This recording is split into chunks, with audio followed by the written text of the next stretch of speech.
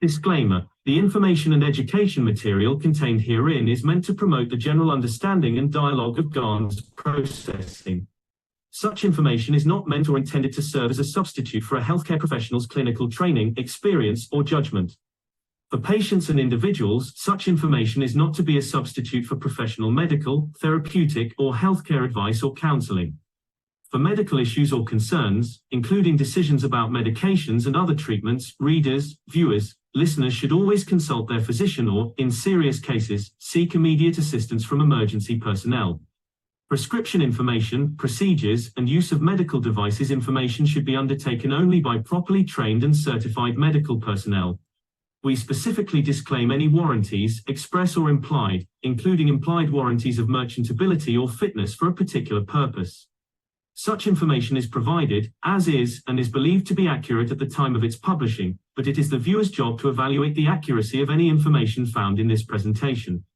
Every case presented is of their own experience, applied by themselves for themselves, and it applies to their case only. Every person experiencing health problems should seek professional medical advice and consult their course of treatment with a doctor. The processes of plasma balancing described herein are a natural process which supports the body but does not replace medical advice or therapies one is already subject to.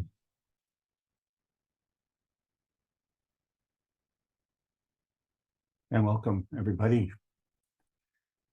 This is the Kesh Foundation North America Plasma team meeting. And we're going to get things going here. I'm just going to do one more thing. Let me see if this thing works. We'll draw that back down here.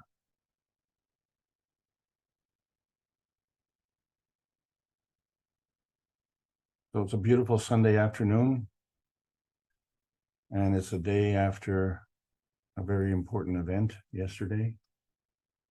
And for those of you who haven't been keeping up to date, maybe we'll just have a little quick review here.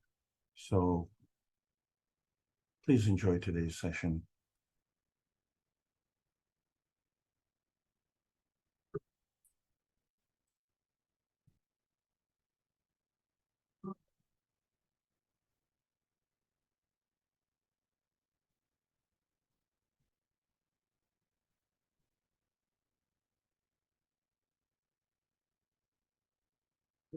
When I explained to you, when you put a food in your mouth, you are just an attraction point. You are now have created a condition for your life, for your body to attract that little fields which come from outside. In a way, you have set the seed of absorbing fields. This is your dimension of physicality, and you have a big stomach. In the stomach, when you put the food, as I explained many times, when you eat, all you do, you set the small seed of, in a way, by body of the man, converting the food into a nanomaterial in the stomach, and then change it into a gas, which creates a small field. Now you have created the condition for absorbing the fields of the universe into you. 80% of your energy which you absorb to run this physical condition. And in the process of the digestion, where it goes, how fields are interacted, decides what kind of diseases you will get. This is why the new technology in health, in the space technology, by changing the environment of this condition, just creates the fields and the body in respect to getting it from possibly the cosmic rays as a source to change, to develop, to repair.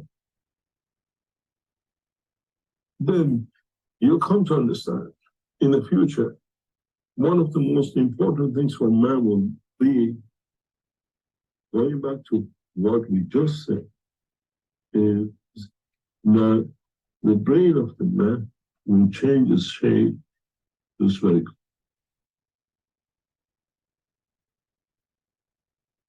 The shape we see, our shape of our brain will 100% change as we go into this process.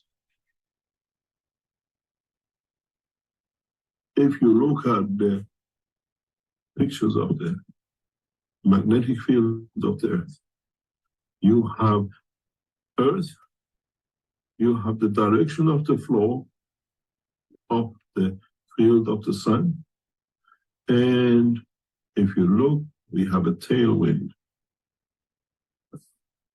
Because the strength of the field basically pushes the fields back. Now, isn't this the shape of the brain of the man? But in that tailwind, the shape of our brain has changed to this shape. So what do we absorb in the direction of fields? From the frontal view, from the face side, that pushes our brain to be extended slightly to the back. What fields from the cosmos we receive on the tail end and the front end.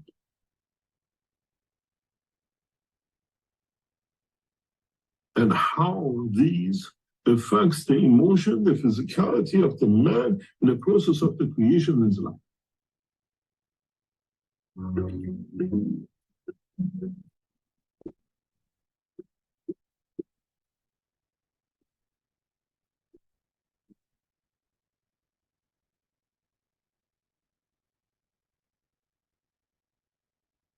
Welcome everybody to the Kesh American Knowledge Team meeting. My name is Alexander. I'm from Canada. I'm today's host.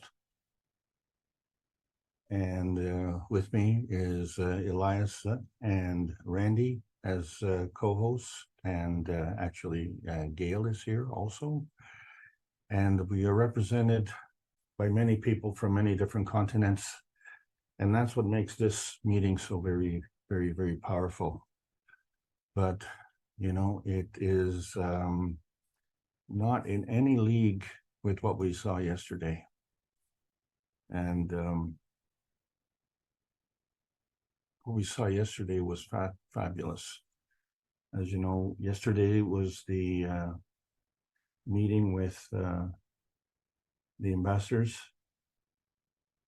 And what was very interesting was that we had a very powerful meeting initiated by Rafael and the team out of Brazil.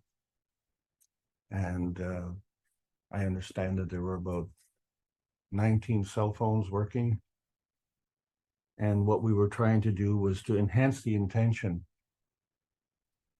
And this is the place where everything was happening. The Queen Elizabeth building in London. So this is a video from Camfly that is showing the building and the vicinity that we see in London. And this was a very, very powerful video in terms of the context, because obviously many of us couldn't be there. But when you have eyes in the sky and you can see what you're doing, it's as if you're right there. It's better than going to a movie, because with this movie, you're actually brought right into London, England.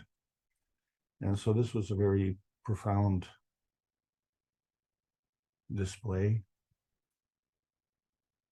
This went on for 4 hours, and probably to a man, and I hope a lot of people are going to jump in today and with comments, but the general consensus was that everybody felt an extremely overwhelming emotional connection.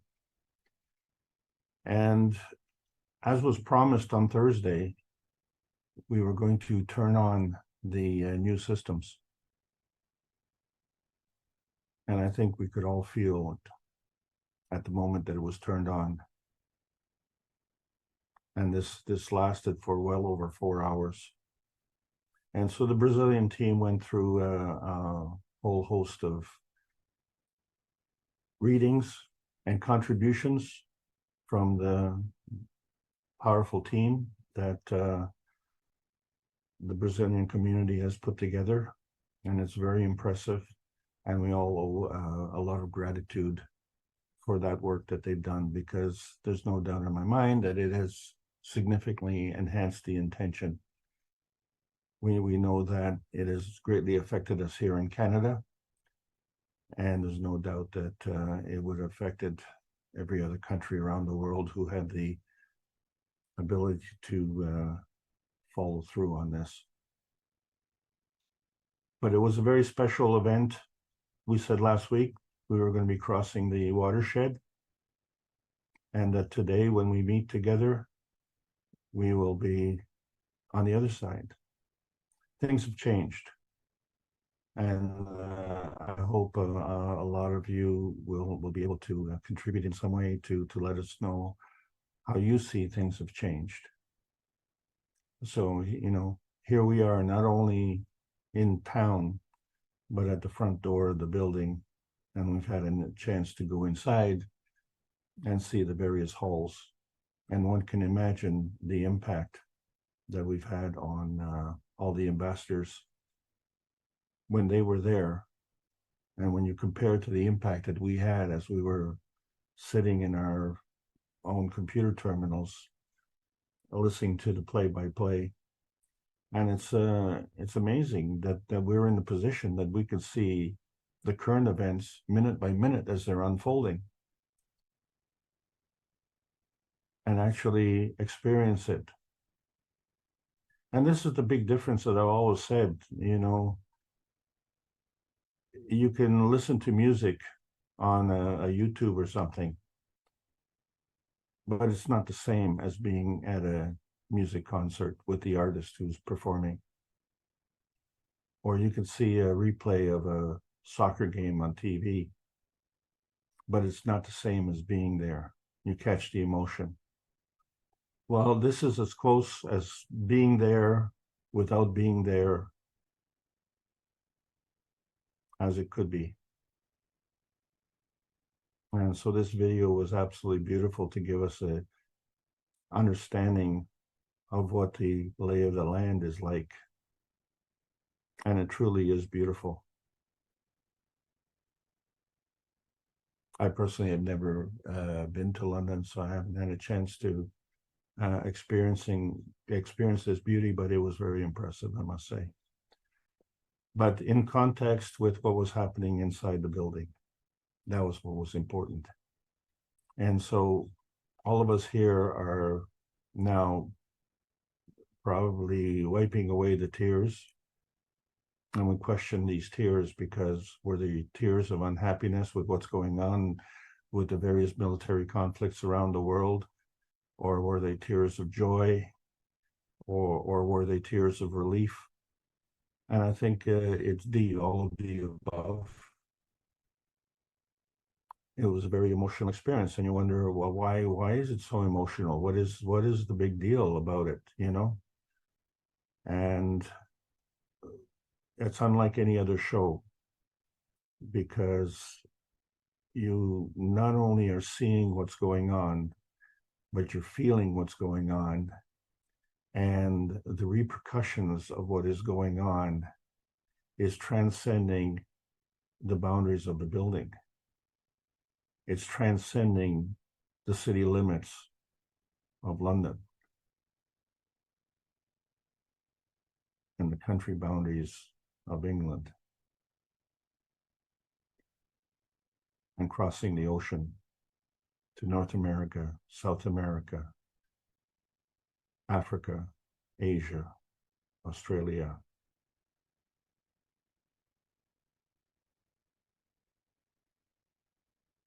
and all of Europe. And this was happening, and so many have tried to stop it from happening. And this time, there's a huge difference.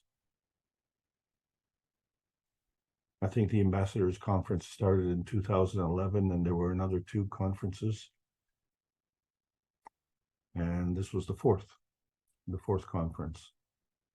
But this was the most significant one because at this point in time, we are entering the universal community. And what does that mean? What does that mean to enter the universal community? What continent are they on?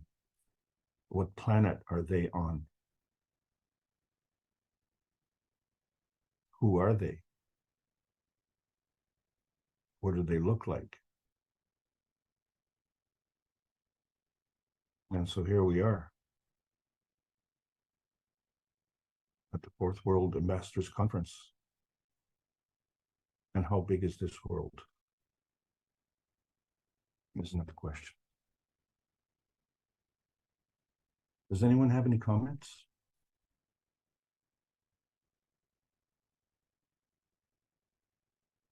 Just discussing this is bringing back tears. Well, this is why of the ramifications of what really happened.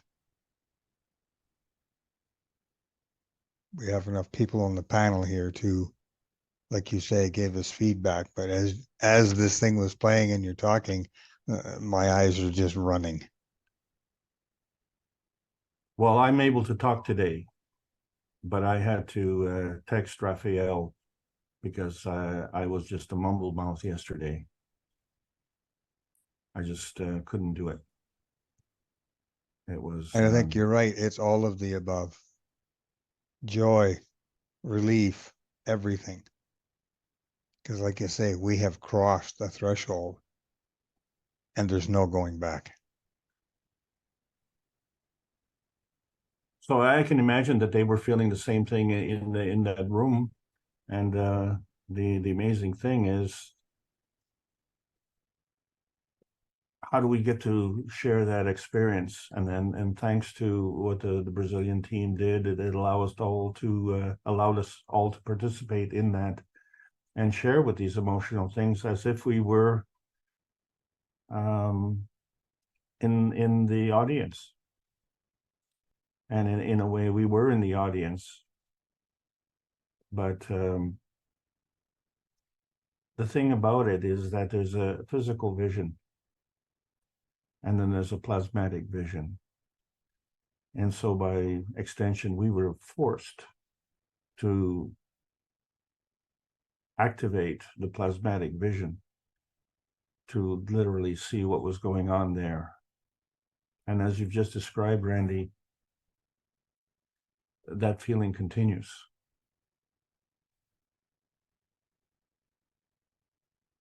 Anyone else have some comments?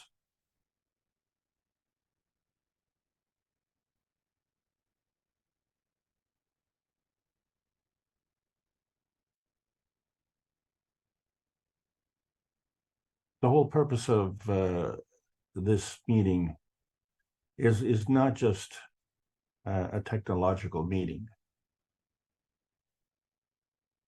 because 2 things are happening with the technology. One is the technology is being advanced, and 2, the notion of peace is being advanced. And the reason it's important, and for a lot of people, they really dismiss that, and you hear it in their conversations. You hear it in their questions, like on Thursday. They dismiss the fact that it's a plasma science, which is at a higher energy level. But the ticket to get into the door, to share in that higher energy level, is the World Peace Treaty. The ticket to enter the universal community is the World Peace Treaty. Because you cannot enter the universal community in any other way other than peace.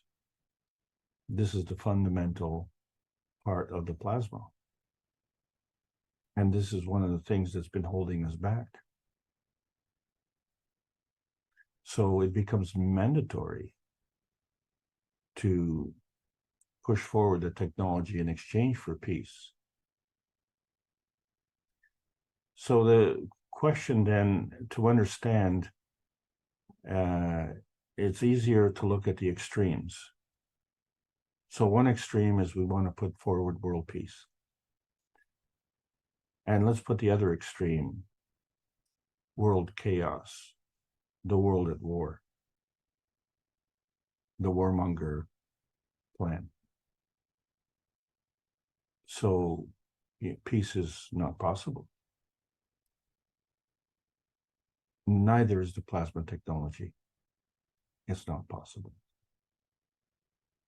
So that is the bottom line. Those who want to continue warmongering, by extension, are not interested in the plasma technology. And so the suppression sets in. And I want to draw a parallel to what we've been watching happening in the last few months, which has been the rapid collapse after 3 decades of development of the semiconductor industry in the United States. And sanctions after sanctions after sanctions have been placed on the new technology, primarily coming out of China. And those sanctions have now been extended to another 22 countries to avoid their position as a middleman to convey this technology to China. But the boomerang effect has been this. The advanced technology coming out of the United States is not being utilized. It is being throttled. It is being prevented from expanding into the largest market in the world, the Chinese market. And so the punishment, the intention of the punishment is obviously to deny the Chinese population with the benefits of the advanced technology. But the real effect has been the denial of the manufacturers in the United States from commercially benefiting from the sale of these semiconductors to the largest market in the world. So there's a financial penalty to the manufacturers. But that was a small price to pay to maintain leadership in the field. And so that leadership is being maintained, obviously, from development of technology and the suppression of the release of that technology. But now China has broken through that and has advanced their technology beyond. And as a result of these sanctions, the American people are not able to enjoy the benefits of this new technology. So you have a situation where the American manufacturers are not able to enjoy the benefits of the commercial rewards of selling into the largest market in the world. And the American people are denied the benefits of the advanced technology. This can only happen in physicality. In the plasma state, that same situation, you replace the semiconductors with the plasma technology, the advanced plasma technology, and you find that you can't restrict it. It's unstoppable.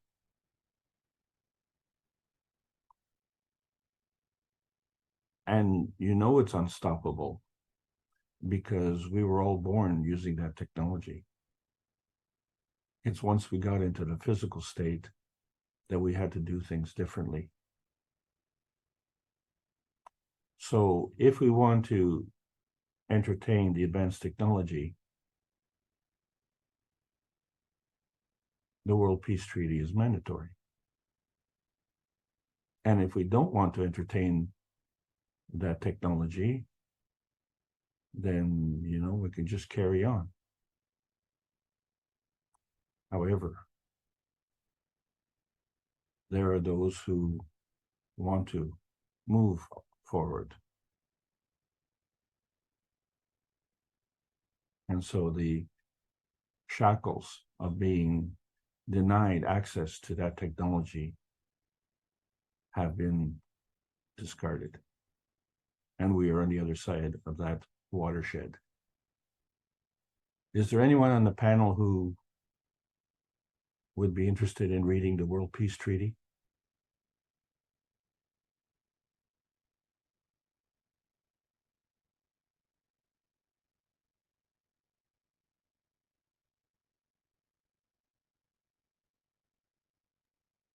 Well, Alex, if you would like, I can do that. Thank you, Gail. Okay. I'll start now. Okay, we as citizens, World Peace Treaty, the most important issue for every soul inside and outside of Earth. Okay, we as citizens of the Earth from this moment on accept to lay down all tools of aggression and war. We shall never think about getting involved or incite war or develop or use any tools of war on this planet or in space. And to this we all agree and swear with our, and you choose, nation, territory, council, religion, city, town, bodies and souls. And then, of course, you fill in your name, signature, date, what position you may hold in a workplace, and then on behalf of what your choice may be: nation, territory, council, religion, city, town, individual. And then, of course, you can have it witnessed, giving their name, signature, date, position held. After signing this treaty, be proud to display the certificate wherever you consider being important to you, that everyone can see and know your ethos to fellow men and the mankind and other created beauties of Creator. Thank you. Thank you so much. Does anyone have a comment?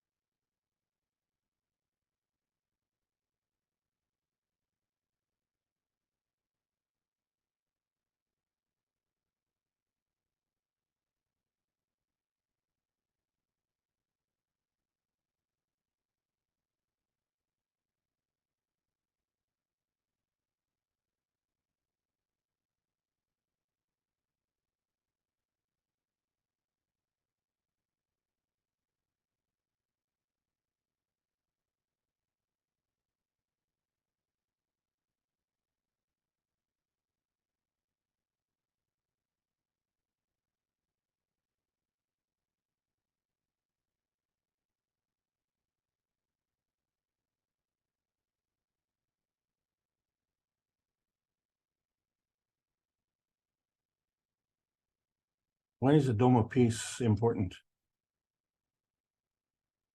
And what can the Dome of Peace do? So interestingly enough, we all experienced it yesterday with the World Conference. And I think none of us left the entire 4 hours.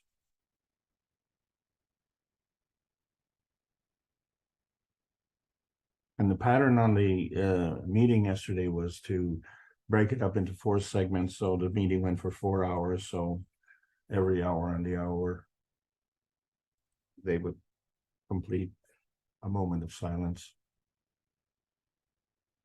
We will do that later on today. But while we were in that moment of silence, we were all additionally connected.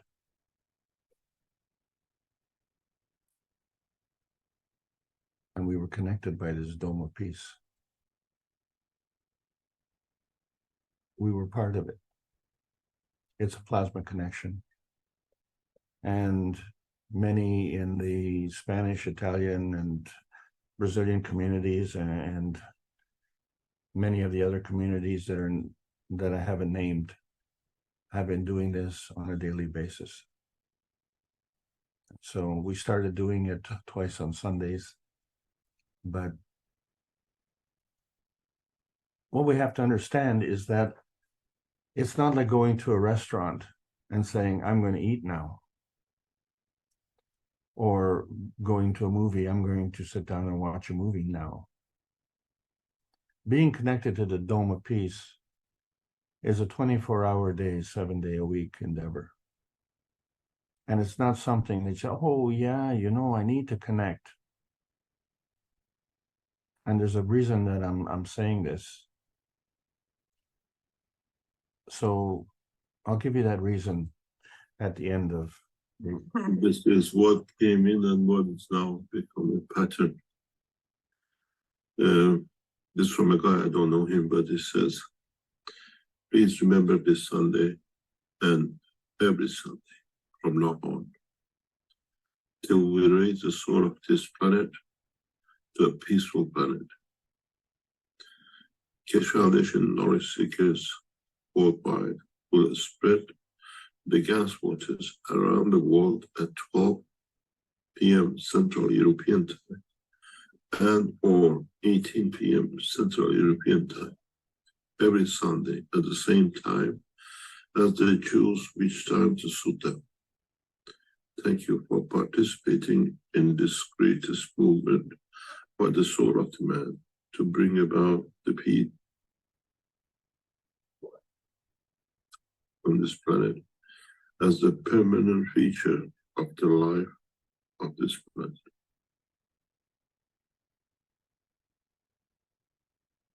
Any comments? Something happened last night. I always go out and look at the stars before I go to bed. And it looked like the sky was daytime. So I took that as a signal of a new dawning.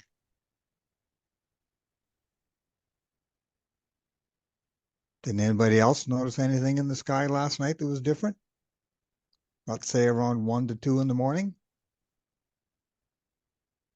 Was it the Aurora Borealis? No, that's what I thought it was, but it wasn't.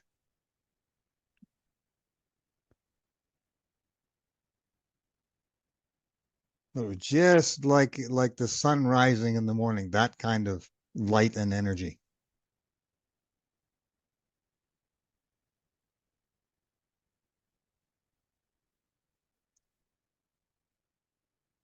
Well, this is a really good thing. And I know, Randy, you're very close to the North Pole there.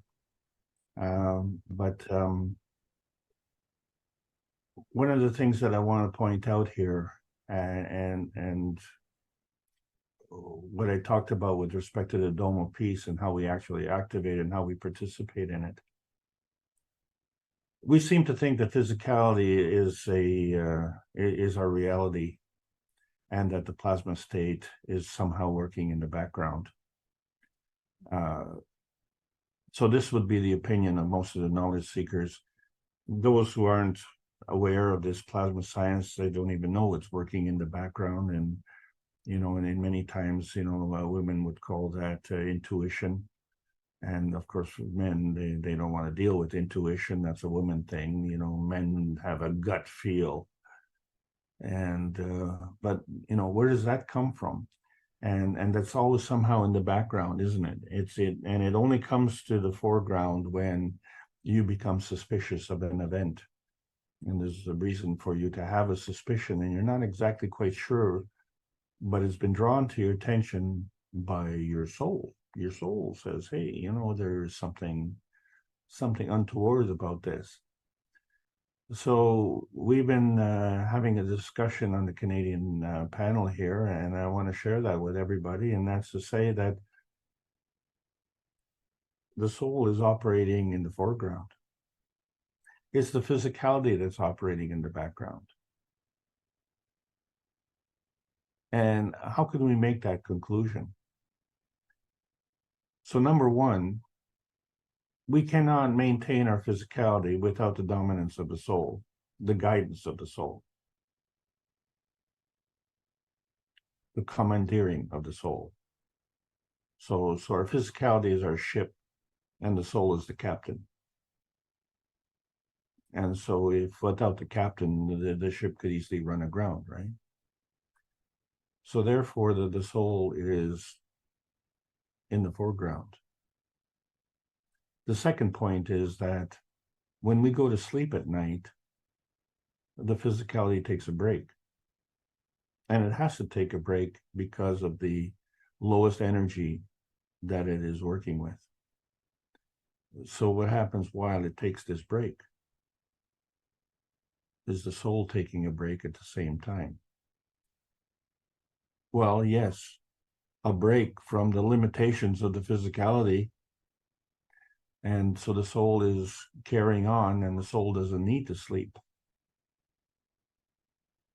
And then it comes back in the morning and picks up the body and says, hey, wakey, wakey. So here we go. So therefore, if in reality, the physicality was the reality, that would not be possible. You know, you would literally have to, like a relay track star, carry a baton.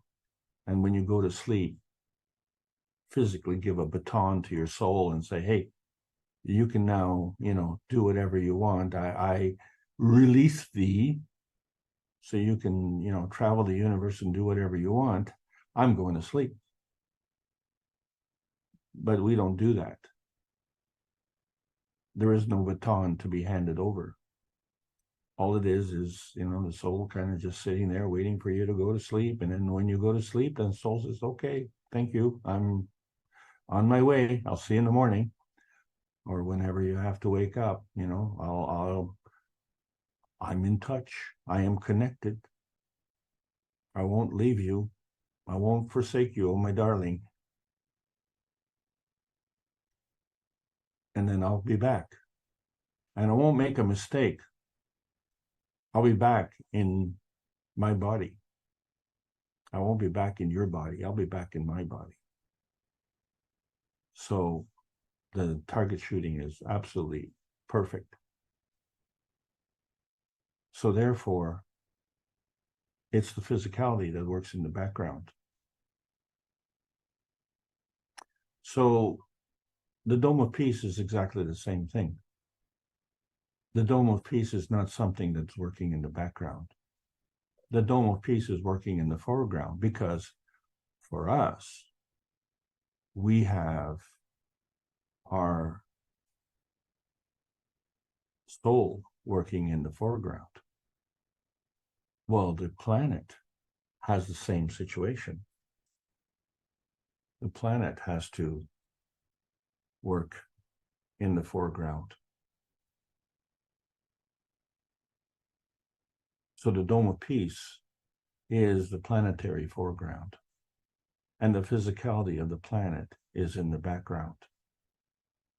It has to be that way, because in order for our soul to exist, it has to have a place to exist. So by definition, the existence is a magnetical gravitational relationship. And so the dome of peace is maintained through this gravitational magnetical relationship, and the soul of man in the dome of peace is governed by the same magnetical gravitational relationship. And so since either one, whichever argument you want to use, would be in the foreground, it behooves the other one to also be in the foreground. And so by extension, the physicality has to be in the background. And by extension, it behooves the Earth's physicality to also be in the background. And there's one other proof, of course, because we can go to another planet.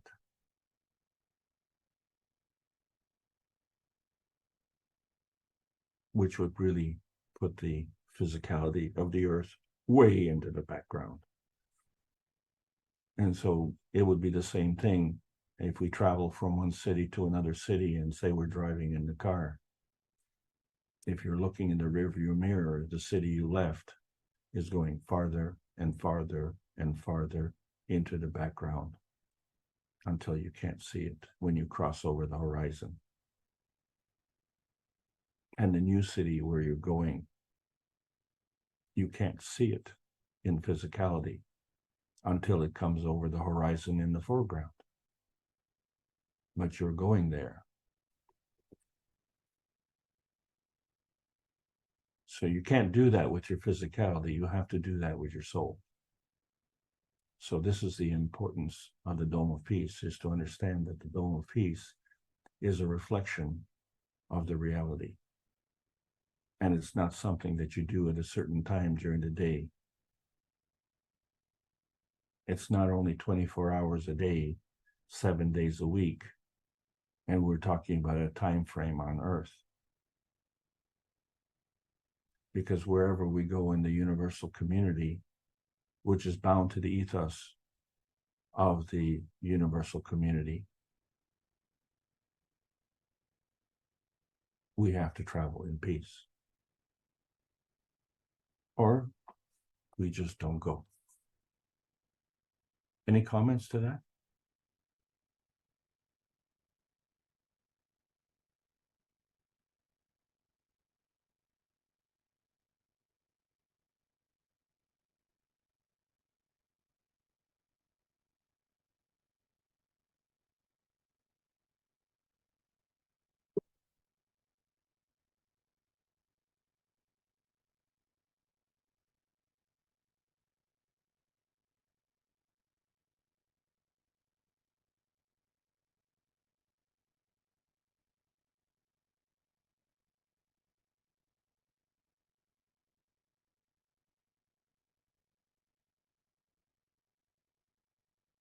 So Gail, is your voice good? I don't know, Alex, what do you think? Oh, I think it's good. All right, I can do it. Thank you.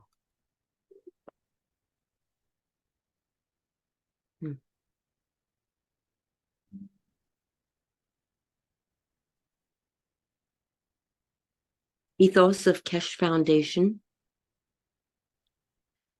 Ethos can be talked about in a lot of ways. It's not just following rules, it's having a connection to one's own inner being or soul. When you have that, it lets you know if you're doing right or wrong. It's that little voice inside us that tells us to do the right thing. In fact, we all know it, but some of us are better at covering it up than others. People who are really open in the heart cannot lie, cheat, or steal from others. The soul will tell them in such a strong way that they are following the wrong path or the wrong voices. When you allow yourself to feel the pain of others, then you don't need rules. Wow. The rules are written on your heart. Do not do to others that which you would not want to have done to you. There is a simple thing that opens up. Can we slow that a little bit, Alex? Yes. It's running away. You are being so emphatic. Yes. There is another thing that opens up when you follow the ethos of the heart. You feel a lot of joy in other people's happiness, and you don't want anything back in return. You just open to the communion of souls. Basically, you share the fields. So ethos is not a hard concept. It's very easy. What is hard is to face the truth about our lives, how we think, how we speak, and the way we act. When we come in tune with our inner being, our soul, then everything changes in our life. A sense of peace, feeling contentment, experiencing unconditional love, maybe for the first time. The desire to give and to receive, both the yin and the yang, magnetical and gravitational. This is the ethos of the Keshe Foundation that we try to share and spread around this planet, which is actually ethos of the universal community. And it is by following this ethos that we will be able to join the universal community. Oh, this is so beautiful. Obrigado, thank you. Mayran Tavakoli Keshe and Keshe Foundation Spaceship Institute. Images and music, pixabay. You know what I love about the Keshe Brazil is the little animals, and then in the background, the spaceship. It's so amazing. And I also remember there was a big discussion about what we could put in these emblems, and animals were not, but everybody decided and insisted that, you know, this was beautiful. So it was made an example of. Thank you for letting. Closely, there's something else in the sky.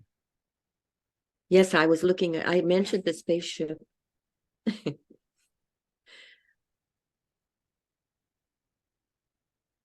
Yeah, it's really wonderful when you see the collaboration that you get on the Brazilian team, and I think this is all of us around the world are very envious, and it's not a jealousy No. in that regard.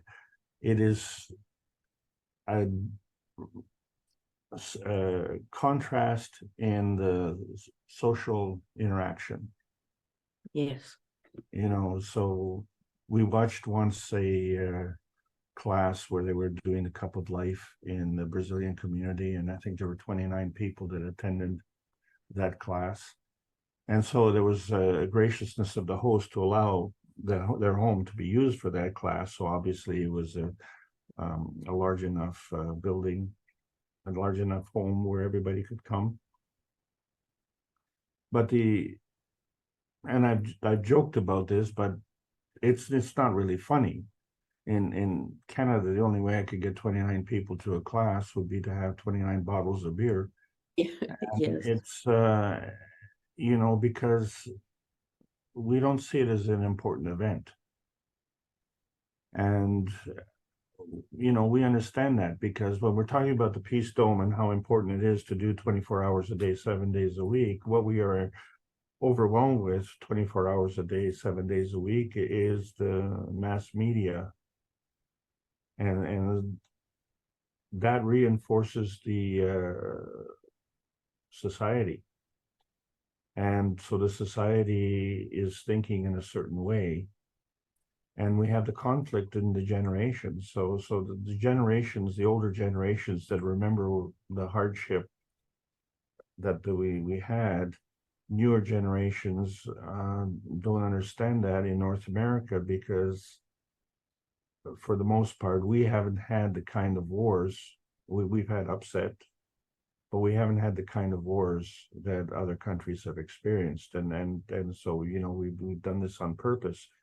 It's a lot better that we share the war with someone else as opposed to experiencing it at home. But we've had problems, and we're going to have more and more problems. And what's the solution for that? Because war begets war. And generationally, the adults, when they fight and they kill each other, the offspring grow up and seek revenge. And then they repeat that process. And then the grandchildren grow up and seek revenge. And the process repeats. And so we've been doing this for thousands of years. And we jokingly say that, if you keep doing the same thing and expect different results, that's the classic definition of insanity. And so, it's a nice comment to make, but it's true. It is insanity. So if that is the case, then there's no purpose of having history. So forget the history books, because you say, well, what happened? Well, this we did, and this was the result. Okay, so let's do that over again and see if we can get a different result. Well, no, it's not going to happen. So what we've done is we have embarked on a different protocol, a different path. And as such, we're expecting a different result. Will it be the ideal result? Well, the thing is that all of the work that we've been doing has been in the background, the physicality. We have been ignoring the foreground, the work of the soul.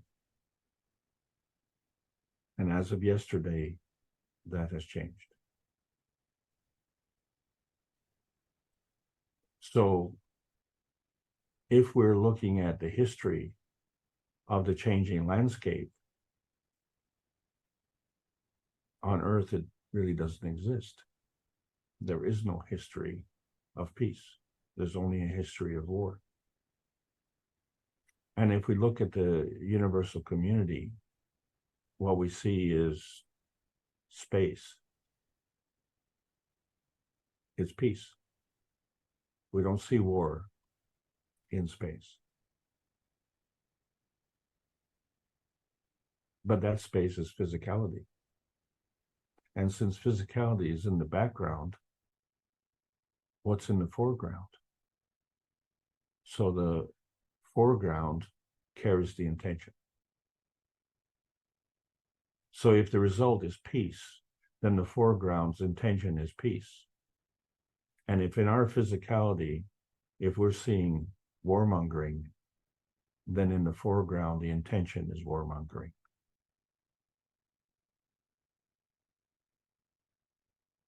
So that can only operate in a certain condition. So therefore, we have to change the conditions. And when we say we, who is this we? And so we find that there's a lot of people who are very unhappy and they want to give us all their money because they want to be happy. So I'm looking forward to that.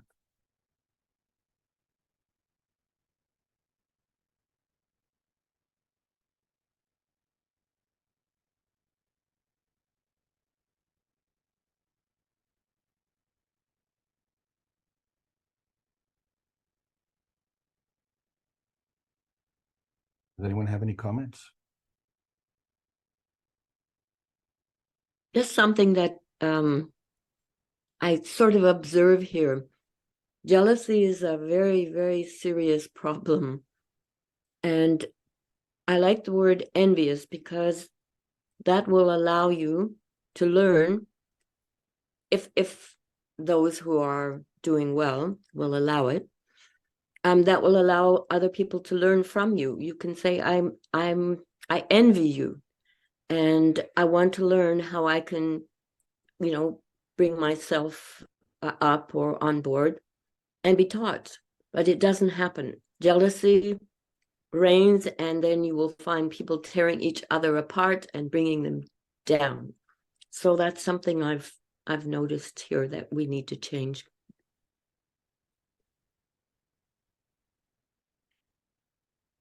Thanks. Thank you, Gail. So one of the brilliant maneuvers that the Brazil team made yesterday was to highlight excerpts from some of the most recent Knowledge Seekers workshops. And the reason for that, of course, is because they're relevant to what's going on today. And it's really cool when you put them all together. And so I would really like to take advantage of that and see maybe if we can spend the next half hour just going through this again. So what I would like to do is enlist the services of some of the panelists who are very good at reading, or not good at reading, it doesn't matter, because the words are meaningless. It's the intention behind the words that are meaningful. So we have 3, 6, 7, 8 presentations, and I wonder if we might have some of you willing to step forward. So this is 494th Knowledge Seekers Workshop excerpt. And is there anyone who'd just like to step forward and read this, please? Give me a second. I can see the print and let me try. Okay, you'll need a big magnifying glass, right? The biggest and best news is that Mr. Kesh has moved his pen. He demonstrated the beauty and power of the technology to a world leader of one of the most powerful nations on earth, and among other things showed that nuclear weapons are obsolete. This has changed the balance of power, both, where are we going? I can't see anything now. Okay. How's that?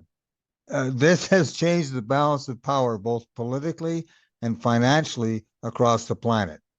It will take time for this to filter through all the layers, but the overall implication is that the current power structure that is controlling the world will not be able to use nuclear weapons to enforce their will upon us. But all this will have to be done in a gradual way. Now that scientists and leaders of that government have experienced firsthand the power of the technology, there can be no doubt in their mind about what is truly happening and who Mr. Kesh is. He used the word baffled when describing how they experienced the demonstration, maybe because it puts them in a different position, because they know now what the public and the other governments don't know.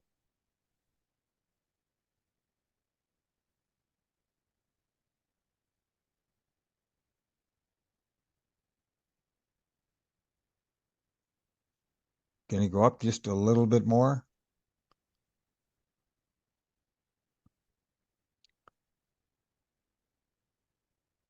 It may seem to us as if nothing has happened.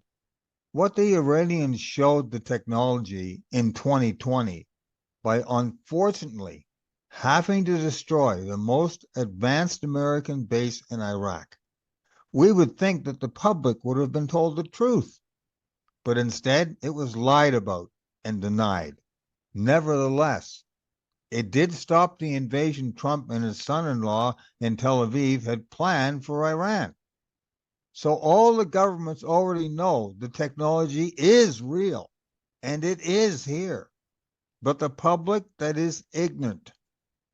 This is where it is important for us to build up our own plasma fields and those around us, and to develop a love so strong for the plasma, peace, and truth that we start radiating fields. It doesn't matter what the others are doing.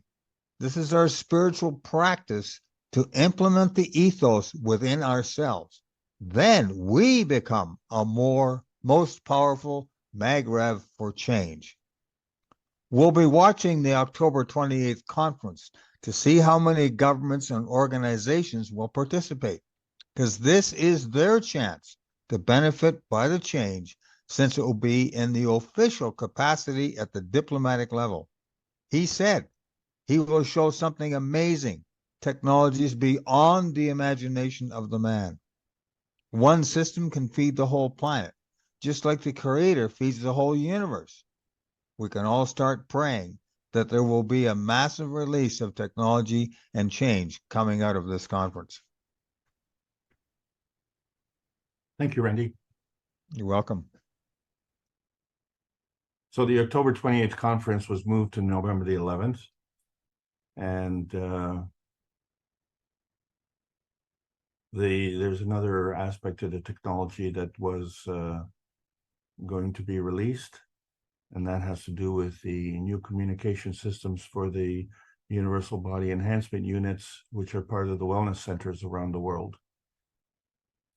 And, you know, the technology keeps moving ahead, but we all have to stop at some point in time and actually put it in practice. Otherwise, we just keep advancing and we never put it into practice. So we've come to a timestamp point. So on November the 11th, we have introduced this new technology, which wasn't going to be introduced at the time that this 494th Knowledge Seekers Workshop was presented. But because of the world events, we have now experienced another delay. And this delay has been over a month. And, you know, just when you thought that the book of excuses was closed, they come up with another excuse. Well, I think the book of excuses was slammed shut yesterday, because now the technology has been released. And we, as the public, are going to be the benefactors of this. And rightly so. Because we already had access to this technology when we were born. So thank you very much, Randy, for reading that. And does anyone else have any comments?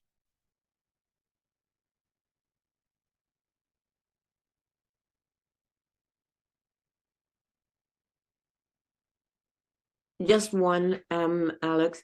It seems that those who may, let's say that they are selfish and a bit greedy, it's almost as if this is their last attempt to throw their little toys out of their cot.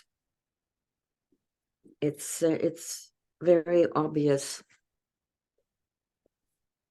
that they don't want to lose their positions of power and so on.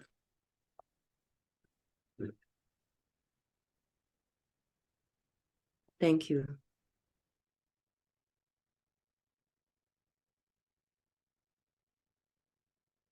I'd like to carry on with the 499th Knowledge Seekers Workshop excerpt. Is there anyone who'd like to take on the challenge of reading this one?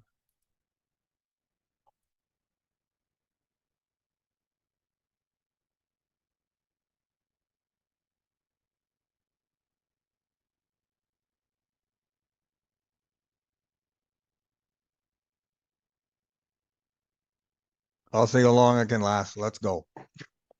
The time for peace has come, and a huge opportunity to spread the technology across the planet has also come with the ambassadorial meeting in London in November. The symbol for the meeting got changed to Armistice Day on November 11th. It was on this day more than 100 years ago that our forefathers had hoped it would be the war that ended all wars. Now, it is our chance not to go to war to bring peace, but to use the strength of our own soul that has been hidden from us all these thousands of years. It's only through the soul and advancing the technology that we will be able to bring peace to humanity. All the preparations for the party have been made. The biggest part has been showing the technology by converting energy to materials in the past couple of months to the elite scientists of one of the most powerful nations on the planet. The backing and collaboration of China has completely changed the position of the Keshe Foundation. The Americans had promised Mr. Keshe that they would attend the next ambassadorial meeting. Let's see if they will keep it. Nevertheless, Mr. Keshe has said he will give the ambassadors a first-hand experience of the technology beyond their imagination, so that they can bring a clear message back to the leaders and nations that the time of change has come. One of the biggest gestures will be if we see the Russians and Ukrainians sitting together at the conference, as well as the Iranians with the Israelis and Americans. This will be a confirmation that the fields of the new technology are building up to the point of reaching the soul of the man, as well as the soul of the physicality of the planet. This is the time for all of us knowledge seekers to increase our emotion for peace within ourselves and our intention for sharing it with the rest. Where'd we go?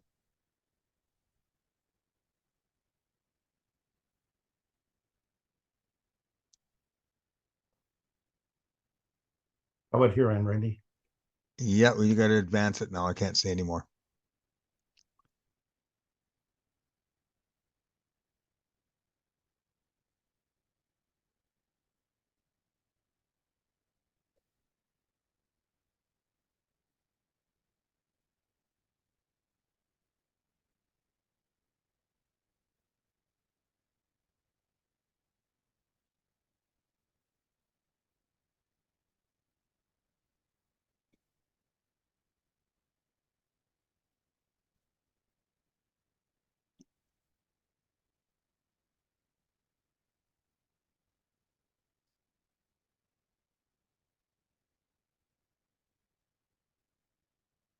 This is the time for all us knowledge seekers to increase our emotion for peace within ourselves and our intention for sharing it with the rest of the world.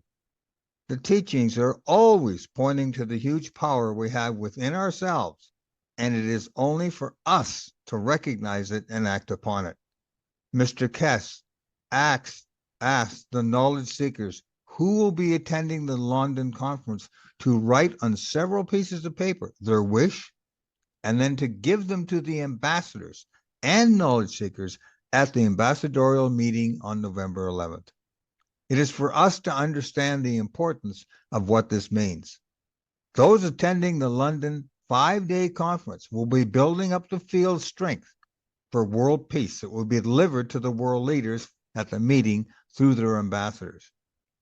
Those little papers are not just pieces of paper, he said. You are giving them a soul. Again, it is for us to understand what is going on here, and that if ever there was a chance for change, it is now. And that we should focus all our love, strength, and intention for peace from now through the November 11th meeting and be part of this process. The whole process of the enslavement of humanity comes from us being programmed with low self-esteem and that we don't have a soul and are not connected to our Creator through it. Instead, they build us up as an ego that creates selfishness and makes it the center of the world. The new technology changes all of this because through it, we experience our soul and the power of love that goes with it. Now is the chance for us to become free and to use the power of the Creator within us to create a new world of peace, love, and oneness of all humanity. I hope all of us will understand and use the huge power we have inside for peace. It is really as simple as turning towards the sun to feel the warmth and receive its light.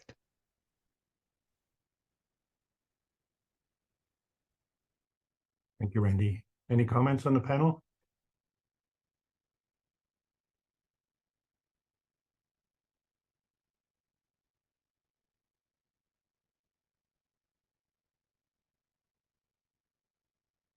So I think we all know that the Americans opted to not attend the meeting.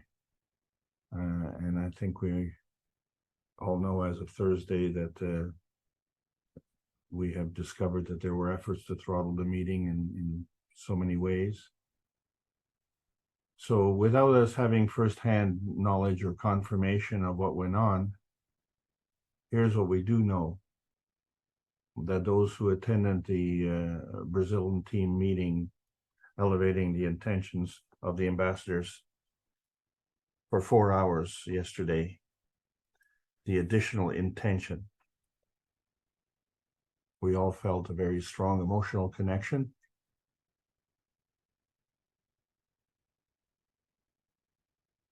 And you say, well, that's not physical. And you would be correct. But it's the reality.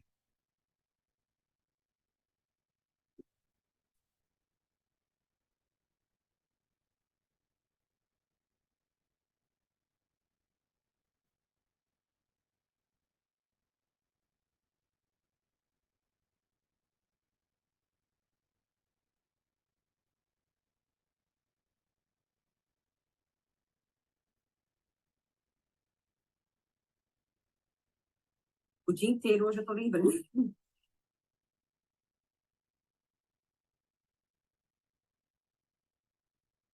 Gail, could you repeat what you said?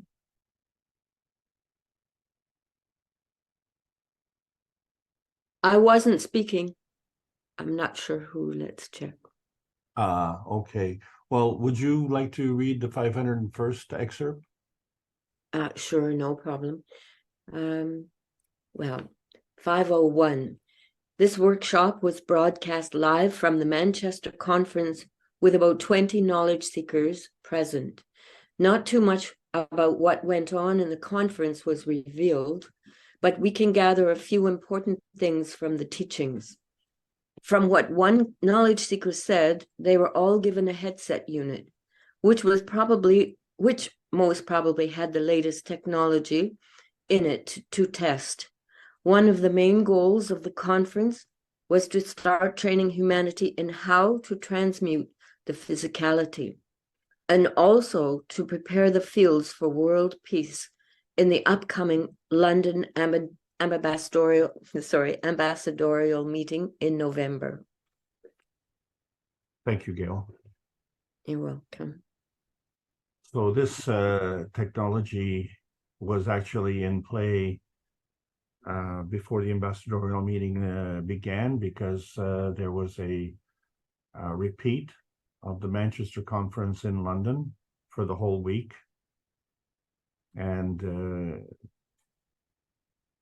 we may have had another group of 20 knowledge seekers, but the difference, of course, was that it was in the St. Mary's College, which was the alma mater of Mr. Kesh. And a lot of people have stated that there was some kind of discrepancy there, because there was no nuclear program at the university. And so that's true, because that was the thing that Mr. Kesh was assigned to do, was to terminate the nuclear program at the college. So yeah, that's why it's not there. And of course, just to review how that came about, is the fact that they were looking for a position to do the observation, and they found that the island of England was not big enough. And so if the point of observation could not be on the island, then what about all the inhabitants? And so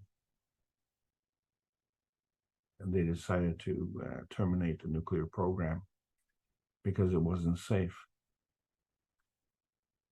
But obviously a lot has changed, and as we're seeing that the plasma science is replacing the nuclear science, and that's just one of the benefits.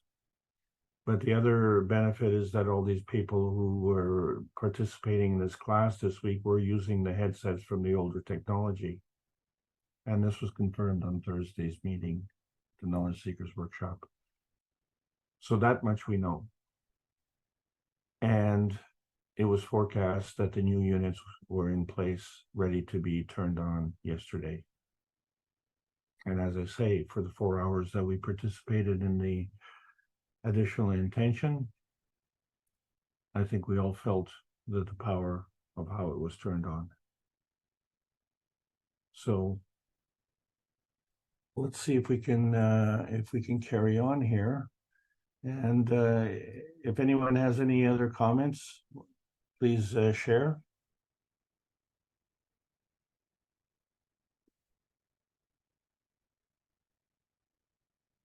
Reunião de embaixadores de Londres em 11 de novembro. Would someone volunteer to step forward and read this part, please?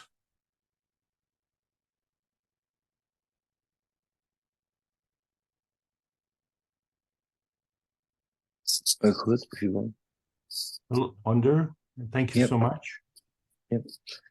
A big focus in today's workshop was the importance of the London ambassadorial meeting on November 11th, with many references to now being the time for showing technology. We have heard this many times before, but today is different.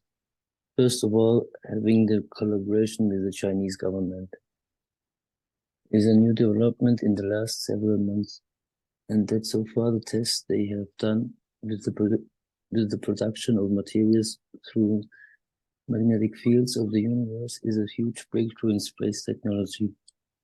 But are they ready to announce this in public? That is another matter. As we had last week, it will be left up to them to decide when to announce it to public. But Mr. Cash is not waiting for them to act. This time he is inviting the press to attend the meeting along with space agencies and other professionals. He has promised to show technologies beyond the imagination of man, and that even the knowledge seekers who work with him do not fully understand. Fortunately, they understand enough that it won't be a magic show, but more of a help to increase the knowledge transfer. He has been holding back technologies, waiting for an opportunity like London to release it, because it all has to be done at the right time, in place for it to carry through the challenge. Another reason is that over the past 10 years of teachings, knowledge seekers have now come to the point of understanding the fundamental of the plasma science. This is very true if we think about our own experience and what we understood even just 3 years ago and compared to it today. It's hard to remember what we used to understand because it's a steady flow of knowledge. The next topic more amazing than the previous one. He said we are now finished with the beginning stage of the teachings and are ready to move into space transmutation. Another beautiful thing he said is that we are not here to change the world, but to increase our own understanding so that we can go further in our world. This in effect will change the world because we are all connected, and that when one of us understands something, then the rest of us have access to it. In the last conference, he said he realized that the old knowledge seekers, the ones who have been loyal and patiently waiting for the technology to be released, are still here. And it's time to fulfill the promise. The London meeting will be the biggest show in space technology and the planet, and let's hope that we can be open enough to receive all the love of the Creator that will be showered upon us, and it will lead to a new dimension. How knowledge is transferred and shared in the universe is very interesting and is completely opposite to the idea of patenting knowledge for profit. It seems as though all of the time knowledge and experience we gain are fed back into the Creator. Or we could say the totality of the universe that we are part of, intellect of the universe. So unconditional sharing is not a choice, but how do we access it? That is the question to be learned. Thank you so much, Ander. Were you at the meeting yesterday? Yes, yeah.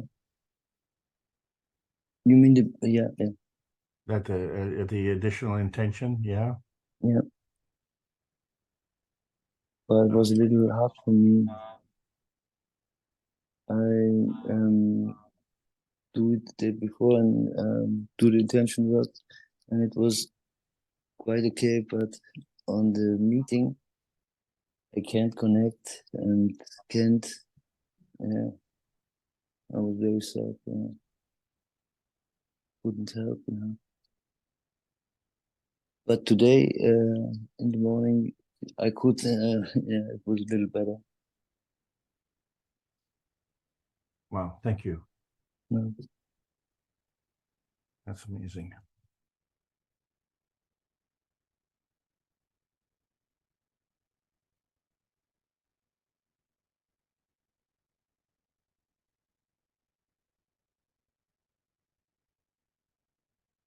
De ouvido e se comunicar com seus residentes. São fones de ouvido.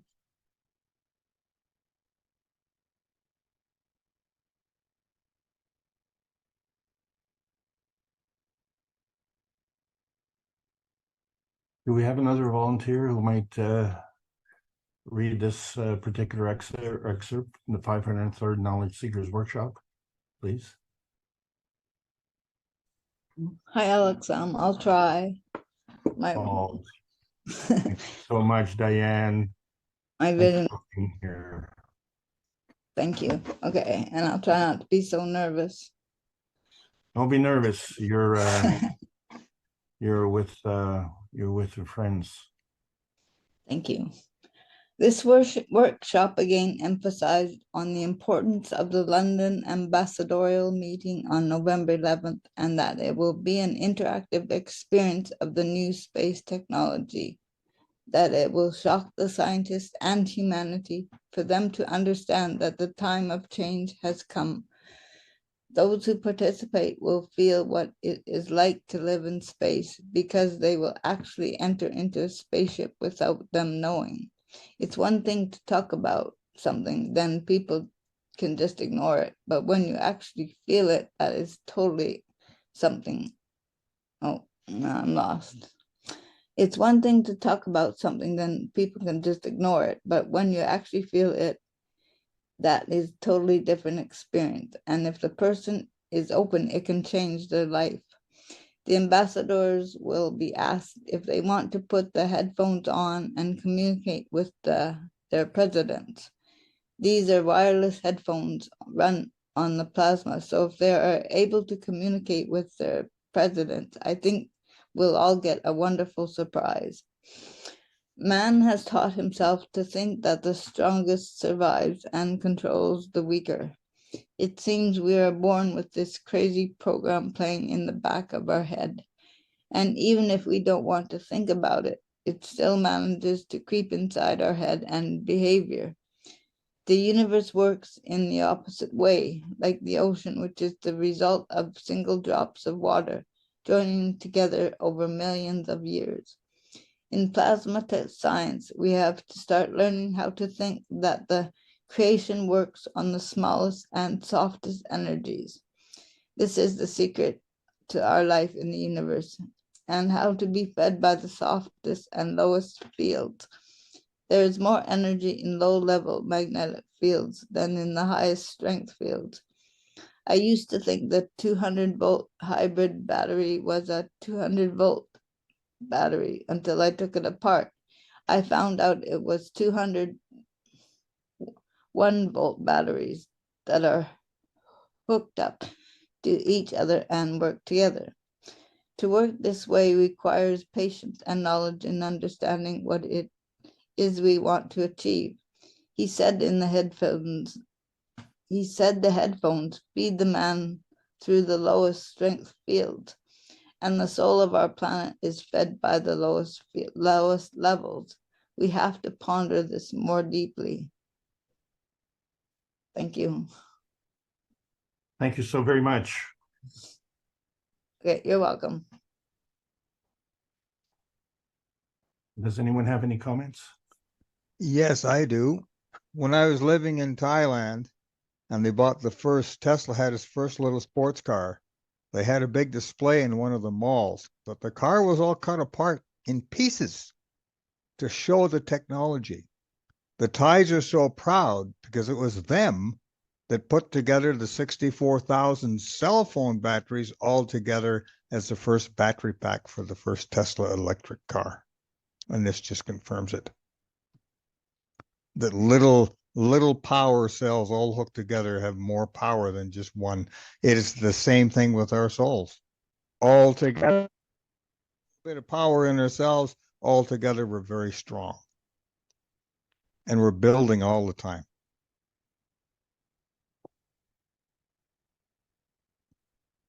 Absolutely.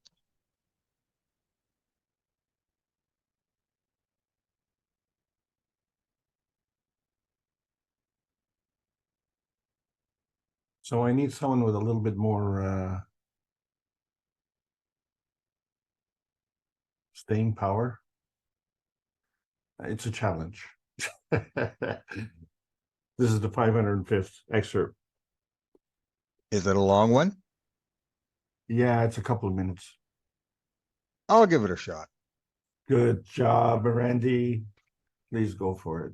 Okay, this workshop was again about preparing us for the changes that will come through the London ambassadorial meeting on Saturday, November 11th, 2023. This meeting will not be just talking about the technology, but it will also be felt and experienced directly, just like it was shown to the Chinese military and the generals who covered in the dust of the materials produced by the fields of the plasma. So much so that they had to convince the super scientists that it was real.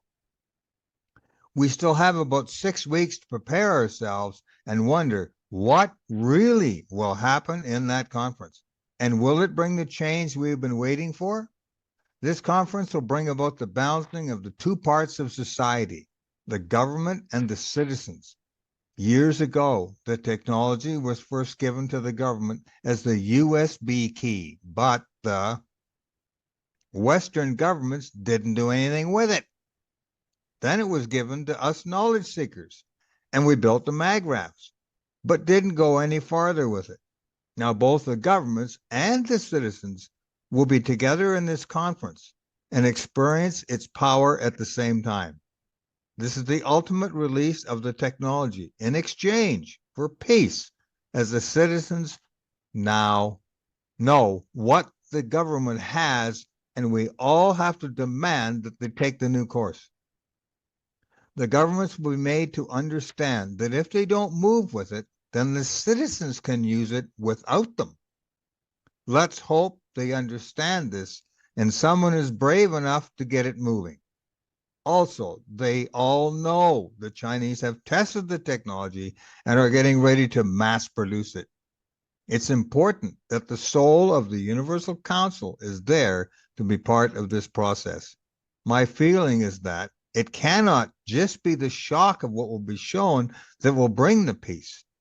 Because again, they can block the media, but rather us as knowledge seekers have to really want this change. And if it is strong enough, it will be the spark that will cause it to spread. And I believe this at the level of our souls, so we can add to the field strength of the change. Mr. Kesh mentioned we were not ready, but I take that as a point of awareness, and that we should use these 6 weeks to get ready by increasing our wishes and intentions and start to feel the power we have inside us through our souls and act on it. Thank you very much, Randy. You're welcome.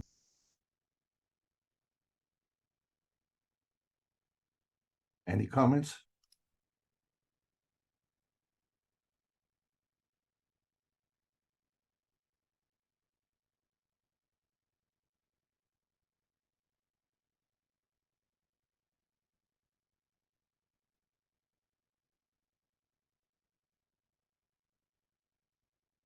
So clearly the gauntlet has been thrown down. And it's not like we're, how shall I say it? We're not trying to be the bully boys here. We're just saying, well, it's here, and we need to use this technology. And of course, if the governments do this, then it would be a lot more effective, wouldn't it? So I think we all, as adults, understand that, as the head of the family, your family should benefit from you being the head of the family. I think it's just assumed. It really doesn't need to be stated. The head of the family cares about the family. But how does he care for the family? Or how does she care for the family? Because the care is a generic word. Someone can care for the family to really benefit, or some can care for the family to really suffer. So the intention is most important. So the intention is not assumed by the position.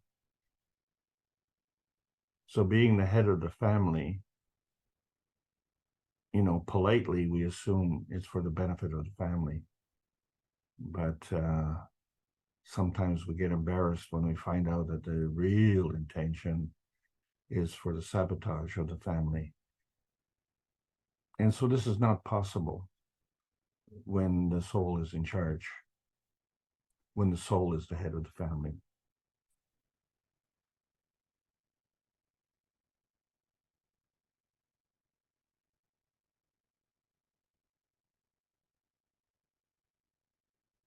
This is the 509th Knowledge Seekers Workshop excerpt.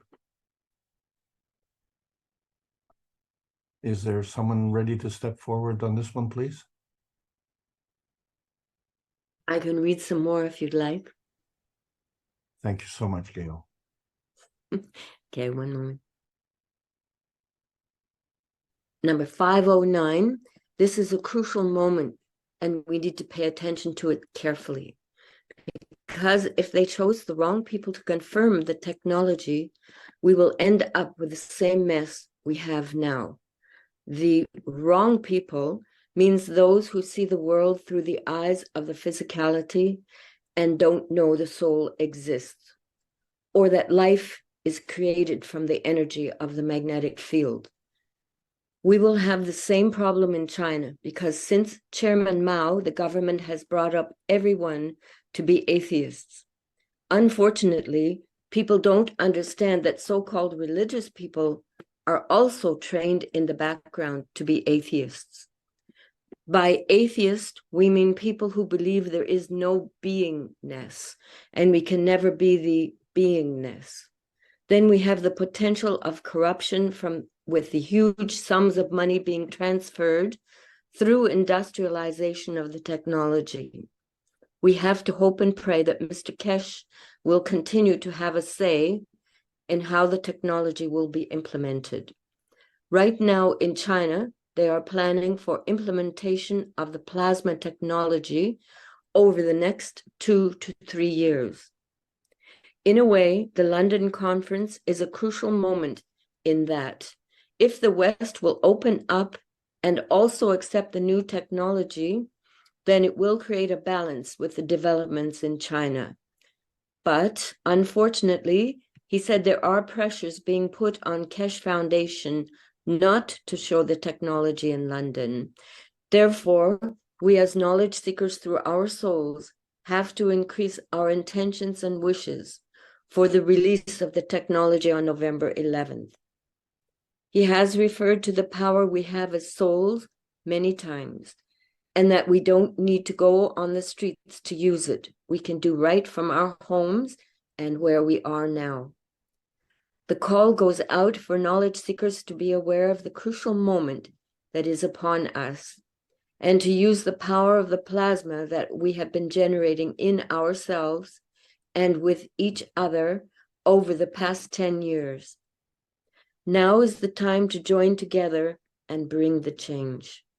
This is a job also for the Universal Council, but we cannot wait for them. We have to act on our own and join through the souls. Thank you, Gail. Welcome.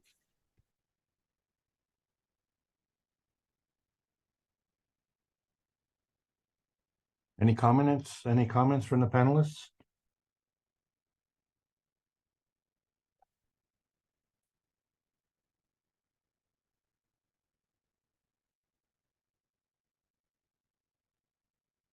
Um, um, I'm Alex. I'm just thinking of the difficulty sometimes in expressing anything about the soul. So we have to try to go from where people are, and that is they understand prayer. I'm talking about those who attend churches and so on. Prayer, okay, with churches, and then other ways too. If you study martial arts in a sense with a really spiritual sensei or leader, then you have a very good chance of developing your soul. So there are, we have to try to find ways to do this in a way that doesn't scare off people or make you look like a mystical, magical person. I find it's very interesting. So far, I've been successful in talking to people about prayer healing. They really get that, and like it when we talk about it. Thanks.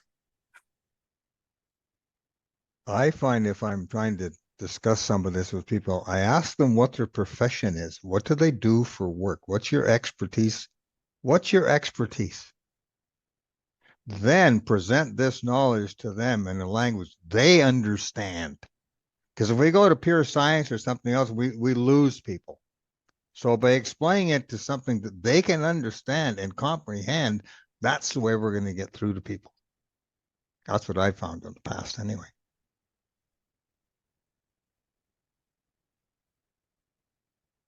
Well, so certainly, if we're going into uncharted territories, then you can't make a reference to something that they know, and in fact, you don't even know, and then that becomes the challenge. So we have to be kind of graceful in how we present this, but sometimes it's a challenge to be graceful when bombs are dropping around all around your head all the time, and when people are nagging you, and we have social discord.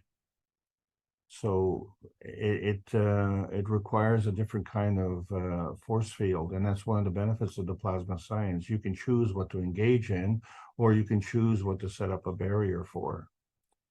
And as knowledge seekers, we have to understand that the barriers that we set up are a plasmatic barrier, because we have to understand that the plasma is always working and manifesting into the physicality.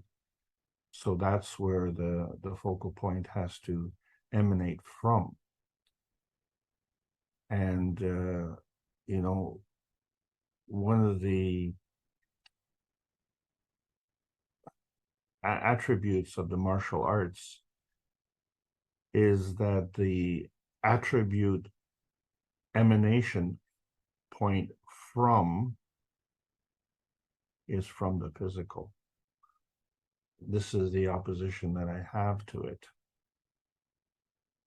So the intention is noble, to bring out the best of the man. And so we understand that courage and discipline has to come from within. And so the actual learning of the martial arts, it is as a point of self-defense, and so the intention is not to use it as a form of aggression. So this self-discipline is mandatory. And so this part is very, very commendable, but you know, it's again derived from the physicality emanating and emitting to the soul, as if the physicality is in the foreground. And I think going forward from today, we have to understand it's the soul that's in the foreground and the physicality in the background. So the intention of learning the martial arts isn't so much to teach the self-discipline. The soul has that, but it's to make the physicality aware that the soul already has that. And so it is very important to be able to defend oneself.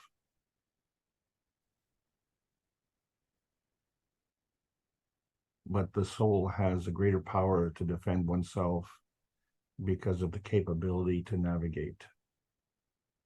So for instance, we can all navigate a car, but there's always a possibility of an accident in the physicality. But if we were to navigate that vehicle with our soul, then there won't be any accidents. You know, when we look at the periodic table of elements, and you look at a copper mine, all the attractions were copper. And this is the point. It's pure.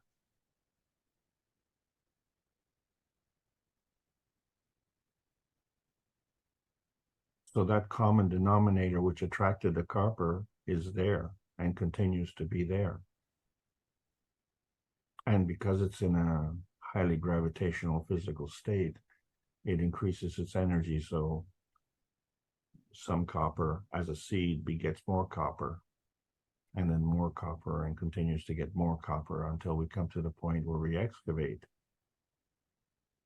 But the problem, of course, in the physicality is we have this physical solidification of the copper, and it's at a very low energy state. And so we don't actually see the growth. But there is growth. It has to be growth because we haven't removed the conditions for the attraction and the growth point of that copper seed. So when it becomes a little bit more fluid, like let's say oil, then as we extract the oil and the same conditions remain, more oil will come in. And we will see that because being fluid, it can move to accommodate the new oil coming in. So if we were going to go into the gaseous state, it's even easier because the air can move. And so with the combination of the rays from the sun interacting with the fields of the earth, it keeps building up the atmosphere. And as we consume the atmosphere, that has to be replenished. And so that gets replenished from the energy from the sun. And because the sun is a catalyst, it continues to keep providing that energy. So the earth as a consumer is always attracting that energy.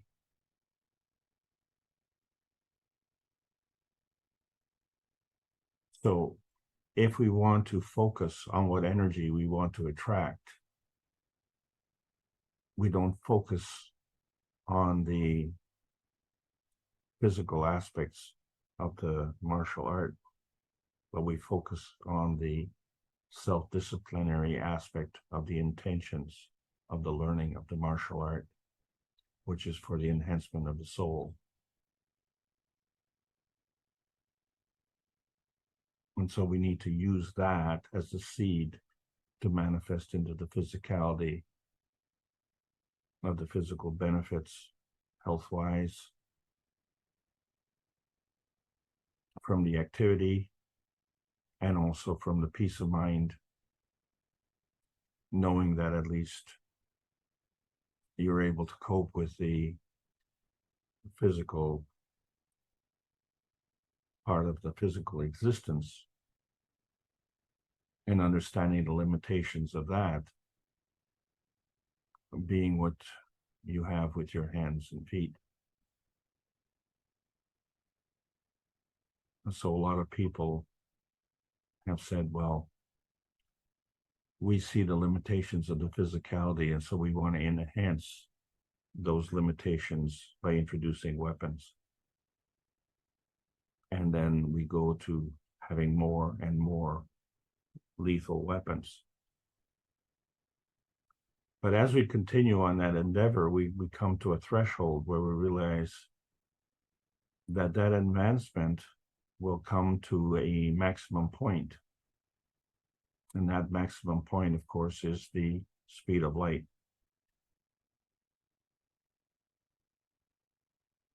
And so fortunately, the plasma science transcends the limitation of the speed of light.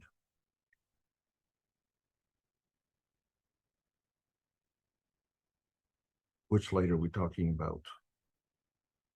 But now will be the physical light. So there is a plasma light, and there is a soul light.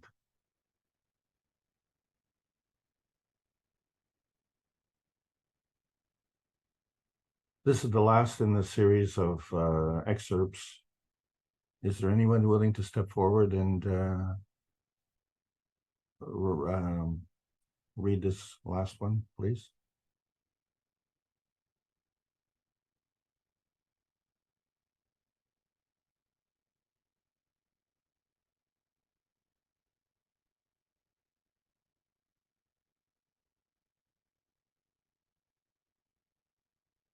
I'll do it.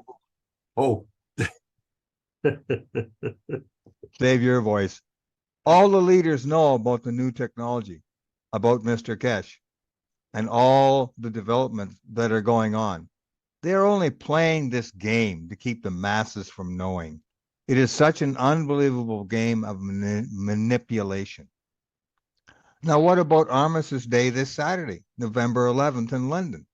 Countries can attend the Zoom session without anybody knowing. But how many will be able to go against their masters? He gave us hope in that some very influential person has agreed to attend Saturday. And it felt like he was playing a lot of expectation on this person. So much that suddenly he only wanted not more than 300 people to attend, and mainly ambassadors and knowledge seekers.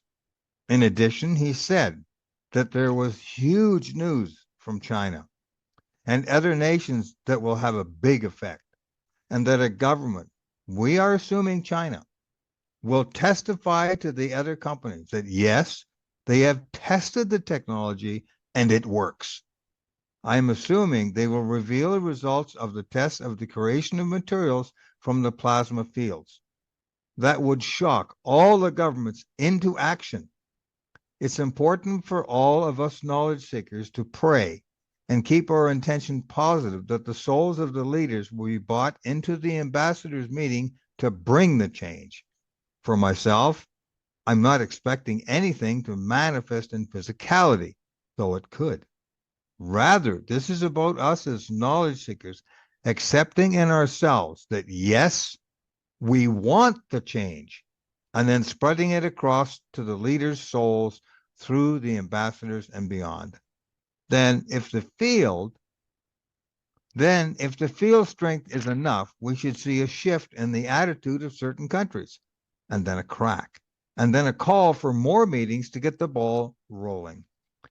And if this fails, then he will have to use the Chinese satellites to raise the field strength of the planet. Either way, we are moving towards the change in a way that it cannot be stopped. Thank you, Randy. And thanks for the team for reading all of these excerpts. Is there anyone who has any comments?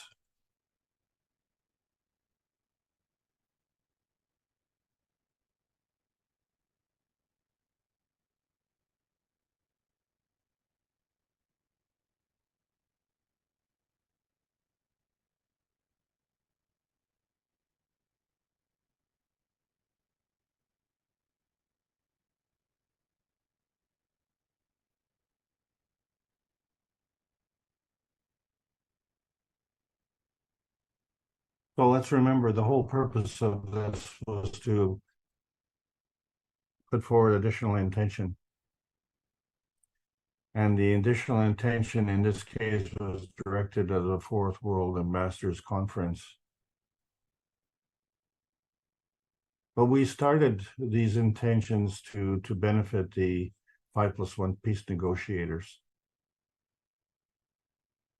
And then, of course, we added the souls of the IAEA, the souls working for peace in Vienna, the soul of humanity, and the souls of the world leaders and the religious leaders of planet Earth. As we said with the intention is always in the foreground. And so it's not just something we say, oh, we are going to give the intention to the World Ambassadors Conference. It's not a competition. We can still give the intention to all those that I've just mentioned. In fact, we can do so much more. And so I would like to take a few minutes of silence here and then be back and do a presentation with the review of the plasma classes that I've been running, if everyone's okay with that. So let's take 5 minutes of silence, please, and have the best intentions for peace on this planet.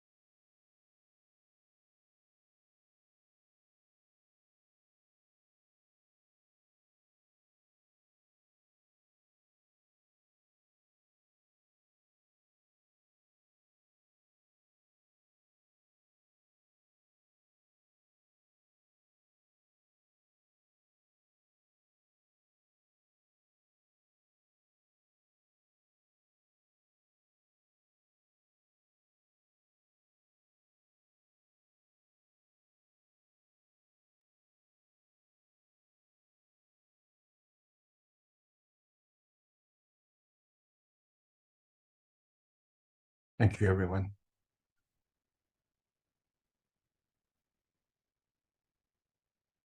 I hope you're enjoying the session today. And I'd like to pick up our little tradition of doing the Knowledge Seekers workshops. And so I'd like to begin with that. And we'll go on a little trip, all of us. And I hope you enjoy the exercise. Thank you so much for being here.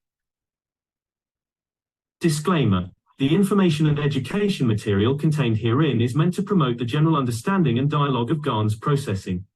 Such information is not meant or intended to serve as a substitute for a healthcare professional's clinical training, experience, or judgment. For patients and individuals, such information is not to be a substitute for professional medical, therapeutic, or healthcare advice or counseling. For medical issues or concerns, including decisions about medications and other treatments, readers, viewers, listeners should always consult their physician or, in serious cases, seek immediate assistance from emergency personnel. Prescription information, procedures, and use of medical devices information should be undertaken only by properly trained and certified medical personnel. We specifically disclaim any warranties, express or implied, including implied warranties of merchantability or fitness for a particular purpose. Such information is provided, as is, and is believed to be accurate at the time of its publishing, but it is the viewer's job to evaluate the accuracy of any information found in this presentation. Every case presented is of their own experience, applied by themselves for themselves, and it applies to their case only. Every person experiencing health problems should seek professional medical advice and consult their course of treatment with a doctor. The processes of plasma balancing described herein are a natural process which supports the body but does not replace medical advice or therapies one is already subject to.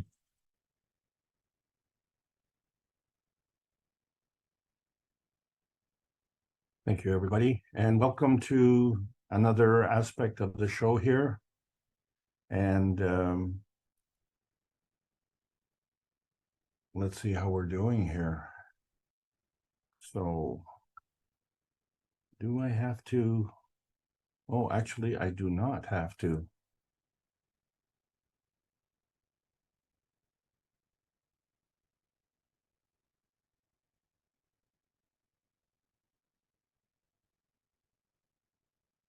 This is the Keshe Foundation American Knowledge Team meeting on Sunday.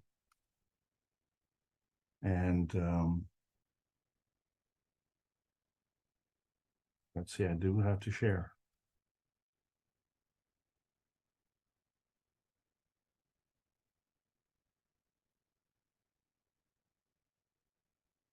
Here we go. This is the Keshe Foundation Spaceship Institute teachings on plasma science. We're going to be discussing the Advanced Inner Space Review. My name is Alexander. I am from Canada. It is November.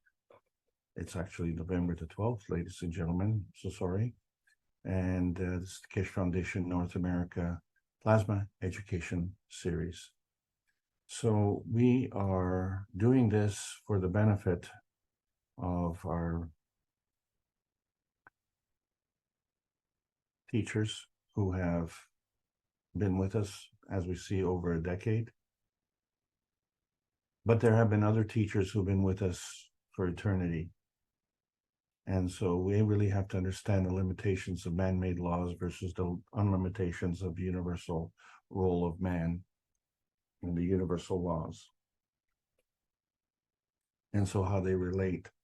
And so we're at a very pivotal point here because we know there's a lot of people who are hesitant about understanding the plasma science. The physicality is so warm and fuzzy sometimes, but it also is the lowest energy state. And so what we're trying to do is to help the mature knowledge seekers and also provide an opportunity for the new knowledge seekers to have the same gifts and opportunities that we have had, starting with book number 1 by Maren Tevel Kodekesh, The Universal Order, Creation of Matter. And then we want to discuss the book number 2, The Structure of the Light, and then, of course, book number 3, The Origin of the Universe. which is a bit of a problem, isn't it? Because if the origin is the beginning, then how come it's book number 3? And so this is the kind of thing that we have to understand how we navigate through this plasma highway, because we're all searching for outer space. We think we know what it is. We keep talking about it. But what it really is the embodiment of our little piece of pie in the sky. And so we're looking at all these kinds of embodiments. So we have donkeys, and then maybe we have horses or camels, maybe plasma vehicles, enhancement units, or maybe just walking. Or of course, there's always the submarines, and then there are the supermarines, which are really aircraft, satellites, and then spaceships and all sorts of other things. So where does this plasma science and plasma highway begin? And so we've been starting since December the 16th of 2022 to hold special monthly classes to introduce the concept of transmutation. And so please remember that on Friday, November the 24th, there will be another class where we will try to engage with the transmutation of light. So this is just another step in the evolution and the teaching process for us to understand what we have already accomplished with the cups of life, because it's exactly the same, except it's on a different energy level. With the cups of life, we started with physicality, and we did nanocoding, and we created GANs.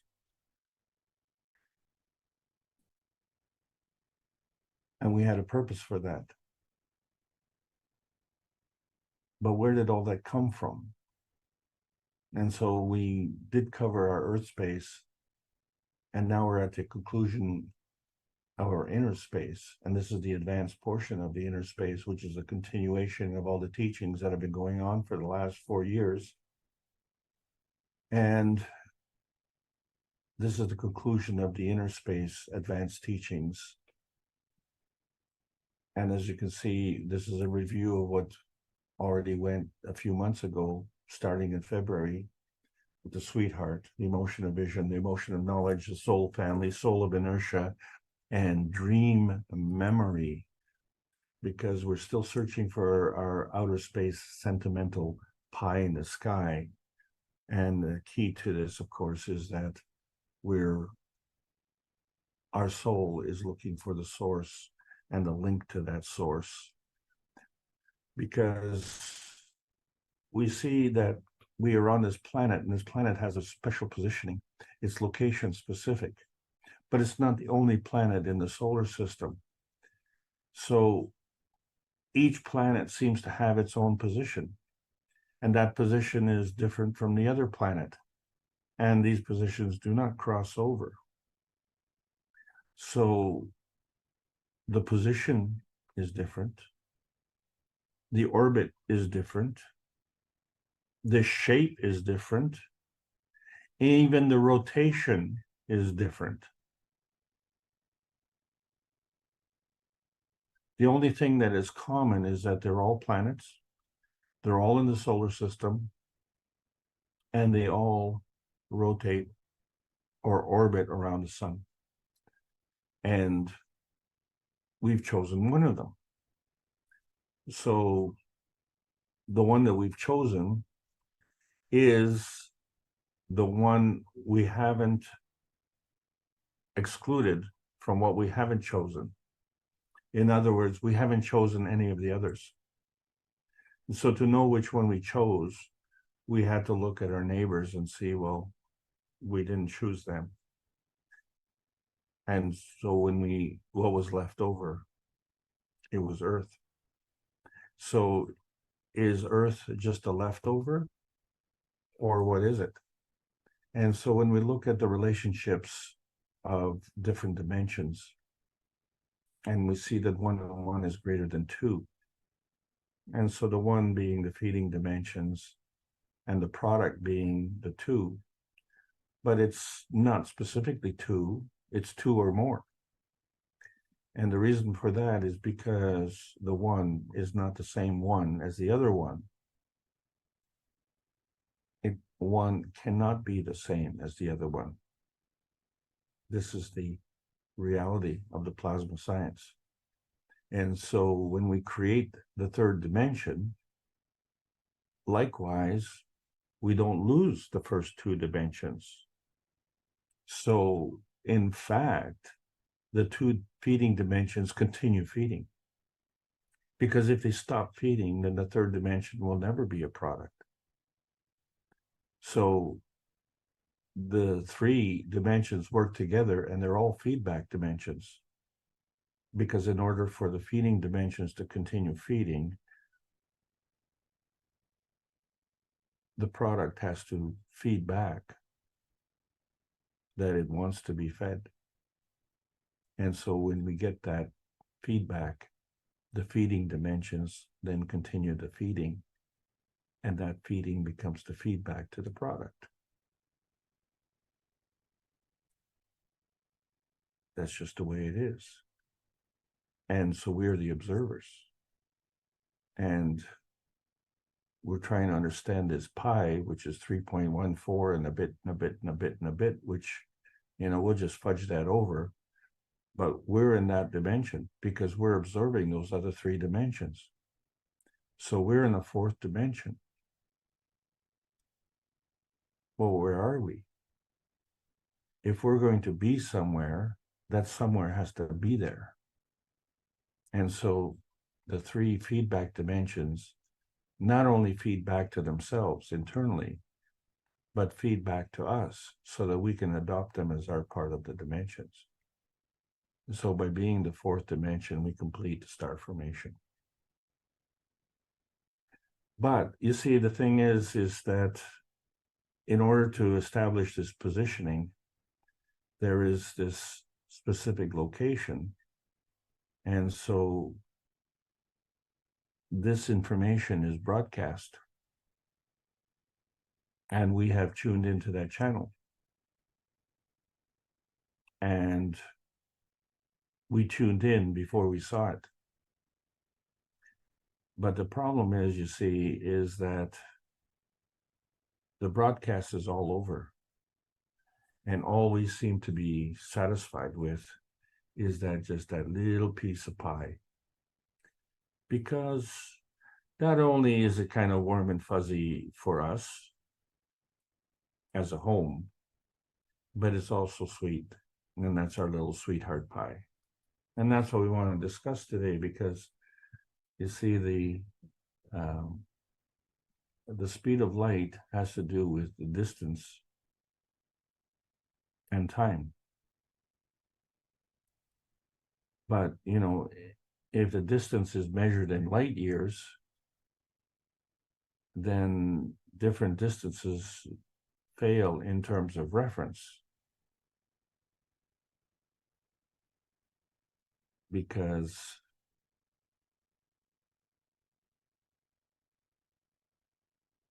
there are more life years than there is in our existence. So really, what we're looking at with terms of our reference is we're so happy with our existence, which is our landing point, Earth, and then the space around it, which is our near space. But then there's also far space. And so that's not within our field of reference, is it? And if it's not in our field of reference, then the question is there a guiding hand to make that field of reference? So which reference is, the one that you want to look at? So this becomes a real problem for us, because there's nothing that we can review on this. These are uncharted skies. So we are pioneers, in fact. And so who wants to lead the pack? And on what criteria do you want to do that? So students obviously follow the teacher, but, in this case, the teacher becomes the student. So what we have to follow is the moral leader. We have to have faith in that leader and that faith has to be unconditional. But it doesn't have to be irresponsible, okay? Because there's more to just listening to the leader or seeing what we're doing. We have to make default positioning choices so that we can sort it out. And in order to sort it out, we have to get elevated, because otherwise we're really going to feel the bumps in the rough road ahead. And so we say, well, we tune it in and turn it on and drop out. And that was a very favorite phrase for me personally when I was a youth, because of the drug culture connotations. It was just our way of being rebellious towards the society, because we could clearly see objectively as observers that the society that was constructed in the 3 dimensions that was presented to us was not fulfilling. And so that 4th dimension, that fulfillment, was absent. And since that affected us, then, we were not satisfied. So how do we cope with it? But we didn't understand that we wanted to tune in to the power of the universe and turn on to that connection. But in order to do that, we had to drop out. But what did we have to drop out of? So some said to drop out of society. But what we have to drop out of is our physicality. Because we actually dropped into our physicality. See, because the message really is that our physicality is working in the background. That's why we have to drop out of this physicality focus. The soul is operating in the foreground, but we think it's operating in the background. So this becomes a challenge. How do we drop out of our physical domination and understand that the physicality is working in the background at all the times? Because in the beginning, there were no planets, no atmosphere, no water. In fact, there was kind of nothingness. And yet, when I say, well, okay, I'm here. Well, where exactly are you? You just seem to be someplace. Well, so there has to be a place, right? And so the sun came before the planet came, right? So before the planet could orient itself and find its position in the sky, it had to have the sun to come to it. So the sun is the source of energy for the solar system. And of course, it was created from the universe. So how is the universe created? Well, it's created the same way. It exists from energy.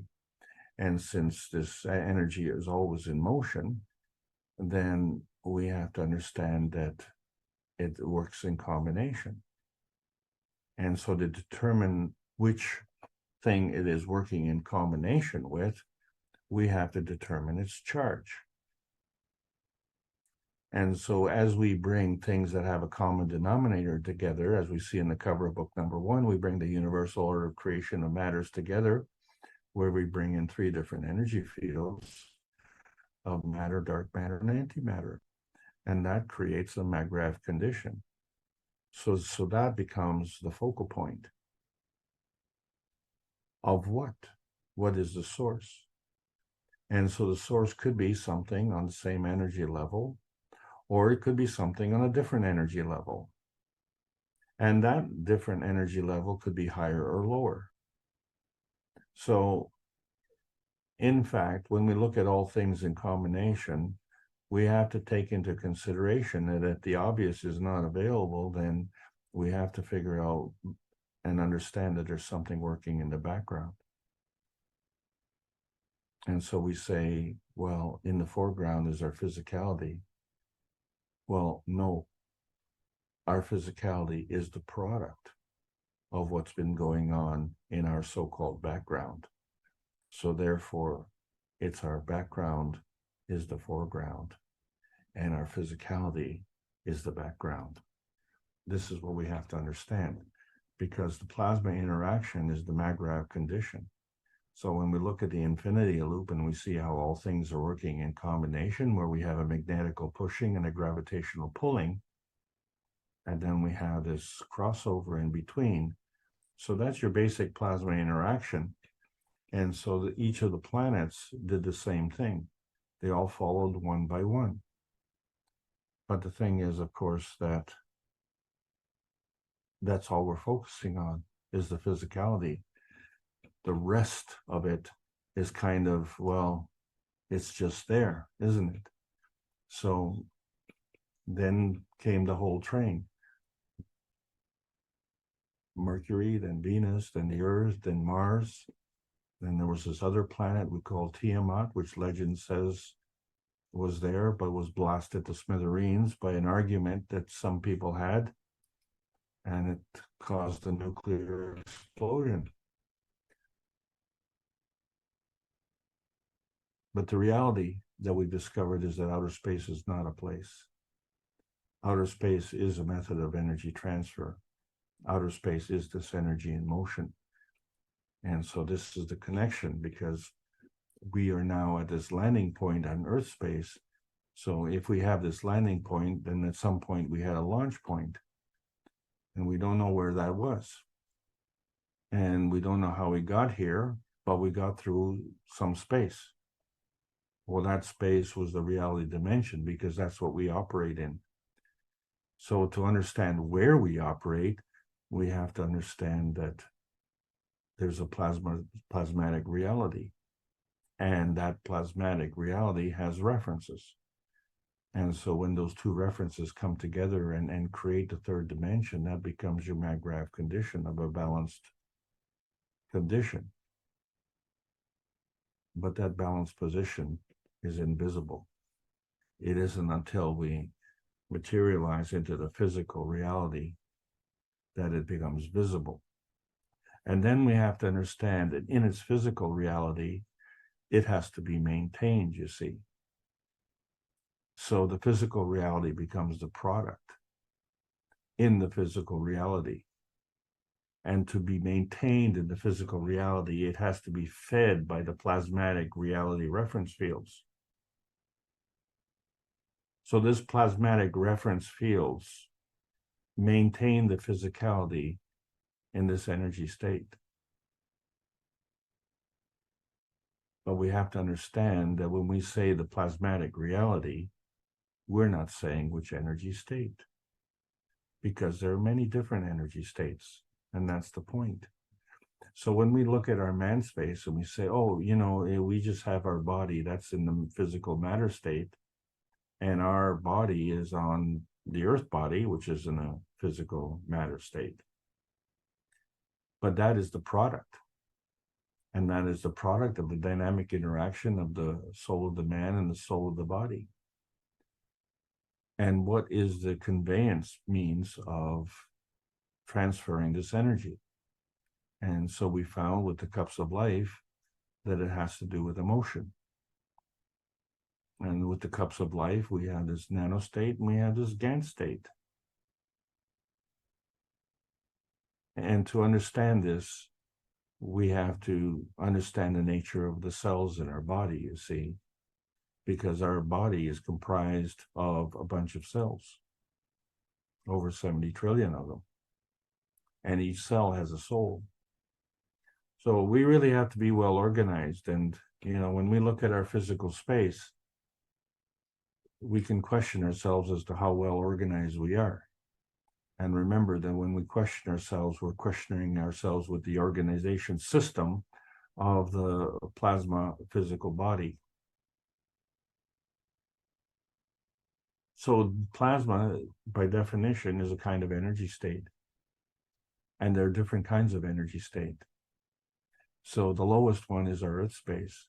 What we're talking about today is trying to find our inner space, because this is the key to the gateway to the outer space. And this is the whole point of life, isn't it? And this is what's important. And of course, if that's not important, well, then forget about it. So when we're looking at how we create a field, the strength of that field manifests from rotation. So the speed of rotation affects the field strength. And so the important part is that the higher energy state feeds the lower energy state. So we have to have a reference.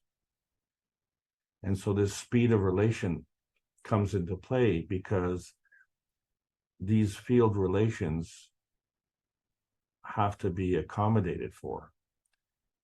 And so we use the higher energy state versus the lower energy state as a strength accommodation process.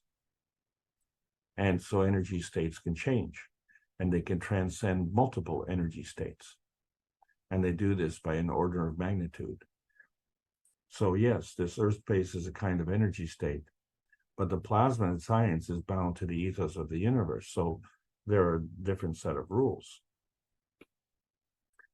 So there's a different set of relationships that we have to take into account. So plasmatically speaking, we want to take a mag-grav balanced position by balancing off the magnetic and gravitational field forces. But when we look at our scientific relationships, we have the physical scientific responsibility, which has to do with the conservation of energy. And then we have the spiritual responsibility where, well, that's trying to control the spirit, which is the motor of the soul. That's not a balance. That's 1 + 1. So we see the synergy coming with the plasma science because it adds to the knowledge.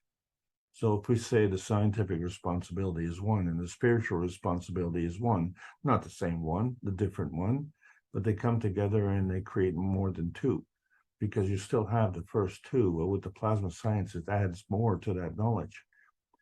And so the question that we are faced with is, it will affect the rate of change, but what is that rate of change? And can we change the rate? So this has to be with our understanding of these field relationships. And most of the time we look at adversarial relationships like the spider versus the fly. And then we have, competition in our coexistence. So we can look at that in the nanotechnology as the awake state being the nanostate, because it's a physical state. And so that's kind of representative of our Earth space. But then we could look at the dream state, which is the gap in the nano state, right? And that becomes our inner space. And so when these two come together, 1 + 1, not the same one, but we bring the plasma science, and this is where it meets the soul of the man, but for peace, because those are the new rules. Well, they're not new rules. We just have to understand them because we impose limitations on our soul. And so when we look at our presence, we have an emotional attachment to that. And that emotional attachment stems from the emotion of the past. And we just assume that we can take the emotion of the past and apply it to the emotion of the future. Generally speaking, that's true. But it isn't a straight line interaction because we're all independent variables. So we've all gone through the same process, but we've all arrived at different conclusions in different places. We've all gone through a different transformation at a different rate.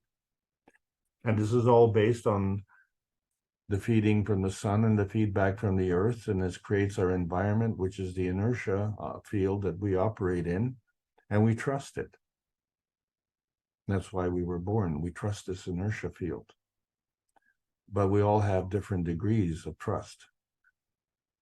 And so we all have a variability in trust, and we're independent in making the choice and how much trust we can impart to it. And so this becomes very, very important because there are many conditions on this planet that you can trust to not be very trustworthy. And so people don't understand this. They like to double cross you, and not understanding that that is the cross, that is the actual cross, and it's their eternal burden. Because what they're doing is now drawing energy from the lowest energy state. So when we look at energy in motion and we see that it's positive or negative, where the negative gives and the positive takes, then, you know, the higher the negative charge, the higher the surface to volume ratio of the negative charge. And so that affects the field strength of the energy. And regardless of field strength, it can be binding or flowing. So when we're talking about binding, well, it has to be binding, right? Because in order to be somewhere, you will have to have this McGrath condition. So that energy has to be binding. And if you want to come from somewhere where the energy is in motion, it has to come from another source, which has already gone through a binding. It has to be bound in an energy field in order to be in existence. And so for you to draw that energy as a flowing, it has to flow from another binding. And so that binding energy flows to you and you're binding. But your binding from there flows back to that other binding. So this energy is always in motion and it's a two-way street. And so the both are working together, the binding and the flowing. And this is very important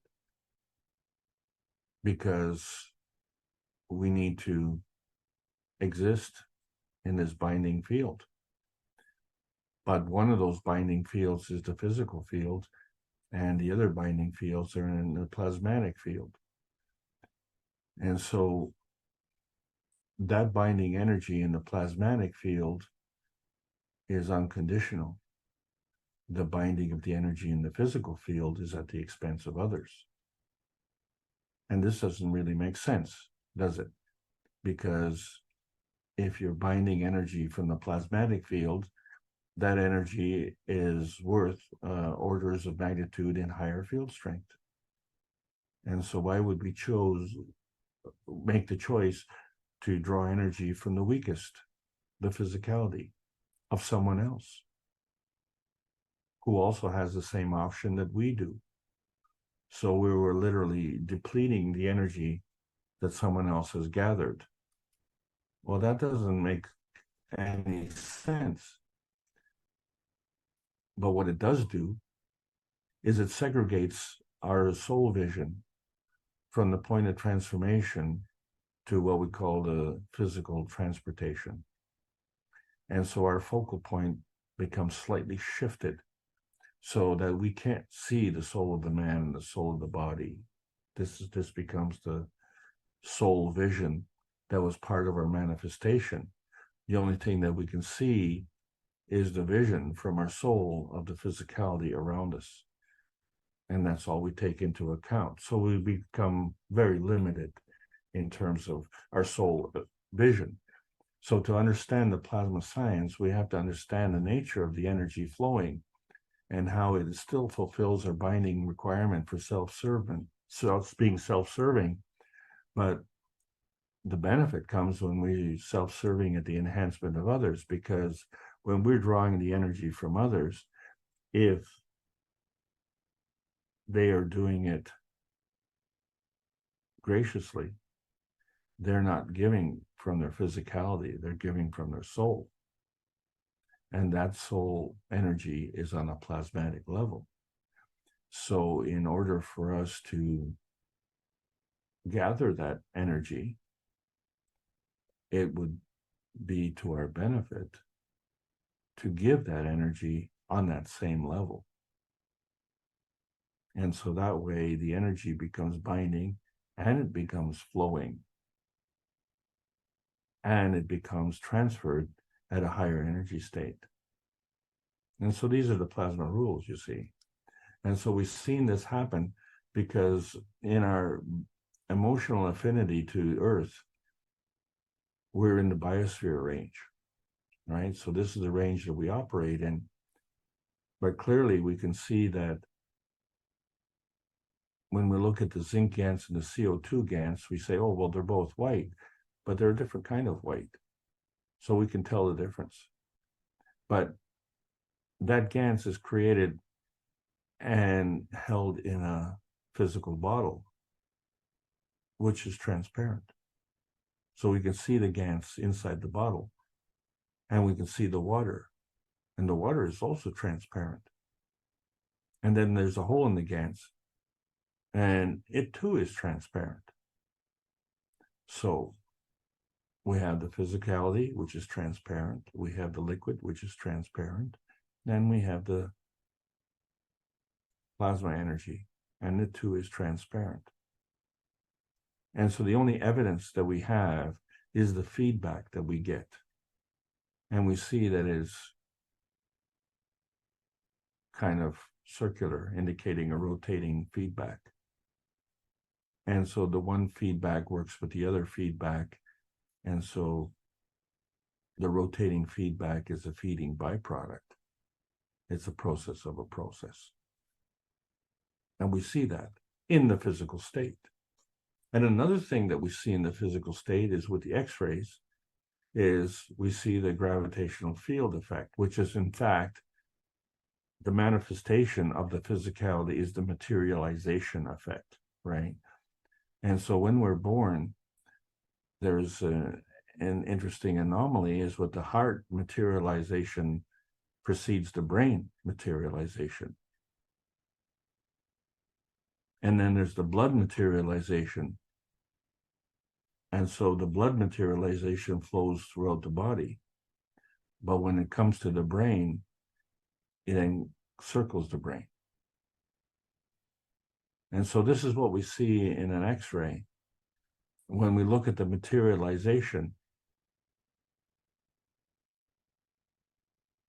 we can see the heart in its physicality. And we can see that first. And then as the fetus grows, then we can see the rest. But at the point where there is no brain, then we wonder how we can communicate. So this becomes a communication stability because we know that we can grow from that point. And so it's an unseen communication stability where we have the heart, but we don't have the brain. And then we grow cells, and these cells have a gravitational stability. And from there, we grow the rest of the body. So by definition, when we look at the difference between the growth, a healthy growth and a cancerous growth, one has a gravitational stability and one has the disruption of stability. And that's the difference. But for us, what we want to do is understand how come we can't remember before we were born? Because, you know, we were unborn. But then we can't remember after we were born either. So the only difference is once we're unborn and now we're born, but we still can't remember. And, you know, some of us have trouble just remembering what we did yesterday. We say, oh, we're absent-minded. But what happened if they can't remember after a head injury? And if that head injury is extremely serious, then they become comatose. Well, some people are walking around comatose, totally oblivious to what else is going on around them as well. But that's another comment. There are people who cannot remember, and we attribute it to being aged. They call it Alzheimer's. Then there's another group that can't remember the dreams. So we say they have amnesia. So anytime you can't remember, this is amnesia. And this amnesia is a commentary on the brain function. So since the heart materializes before the brain, then we have to wonder, hey, sweetheart, you remember me? So this is the same problem we have when we go to sleep, because, you know, how do we maintain this dream connection, you know, because we need rest. So who's leaving? Well, obviously the body has to stay behind. And so the body is staying behind. Well, who's minding the fort? And if the brain is still in the fort, then who's minding the brain? So these become the questions we have on how we maintain these dream connections. And while we're having these dreams, our cells are still healing, growing, repairing. They're all still having gravitational stability. And they're always exchanging energy. And that energy is always transitioning from outside the cell to inside the cell and then back. The energy flows in two ways, from the inside to the outside. And so this is done automatically. And, you know, we don't really need the brain to facilitate the protein, because we already facilitated a protein before we even had a brain. And so we find that the building blocks are the amino acids, and three are the foundation. A fourth amino acid causes us to fold over and make protein. And in the process of making this protein, the byproduct is water, H2O. And at that point, we have gravitational stability, or, you know, what we call our physicality. So this energy exchange is going through a sequencing process, which we call the Krebs cycle, which has different energy fields we call cytochrome A, cytochrome B, and cytochrome C, which is kind of like our three energy fields of transition, transmission, and transmutation. And there's a result, although a different energy strengths, the result is the same. Each energy field produces 12 adenosine triphosphate. ATP is the currency of life. And so we need all 36. 36 ATP creates a healthy cell conditioning. But, you know, if we change this sequence, we find there's a deficiency, and it's created deficiency right in the center. Isn't that kind of interesting, right? So there's a feeding and there's a feedback, and it's not working. We're only getting 26 ATP. So we're short about 10 ATP, and that causes an unhealthy cell conditioning. So what is most important is the metabolism rate. So metabolism is to cast out. And so we have an aerobic metabolism, which is has an affinity for a healthy cell. And then we have an anaerobic, or lack of oxygen metabolism, in an unhealthy cell. So this is what we're saying, and there's a reference to oxygen. And what impacts the oxygen is the sweetness. But there's a certain kind of sweetness. So the one kind of sweetness that we get from a fruit or a seed like a strawberry versus sugar. And the majority of sugar that we consume in our diet is processed sugar. And so that affects the pH in our blood. And so that sugar content can be said to be the pH of sweetness. And so what happens, of course, is that in an unhealthy situation, the DNA stretches out. And so by stretching out, it increases the field size and changes the interconnection of the energy flow. It changes the positioning. It's as if Earth energy was suddenly to increase from its orbital path and impose on Mars' orbital path. Wouldn't things be different? Well, yeah, they would, but in terms of our cells, they become unhealthy. And so they're not using the oxygen the way it's intended. And so this is very important when we look at the periodic table of elements, and we see the specific Gantt details of our Earth space, where we have the carbon, nitrogen, oxygen, and hydrogen, which forms our amino acids. And then we have the environment, which is our sodium, potassium, magnesium, or calcium salts. And our residence is the Earth, and its main element is silicon. And then we have these things that affect our emotion. So the iron in our blood, the copper in our muscles, and the zinc in our emotions. So when we look at the periodic table and we see these elements are based on a sequencing, but they're all hydrogen. We just call them carbon for convenience. Instead of saying hydrogen 6, we call it nitrogen instead of saying hydrogen 7. And the same with oxygen, oxygen 8. So this just seems to be like an arithmetic sequencing of integers. But when you put them together in a star formation, we can see that the basis of the star is the three fields coming together of the carbon, oxygen, and nitrogen. And then the fourth one being the hydrogen at the top of the star. This is the amino star.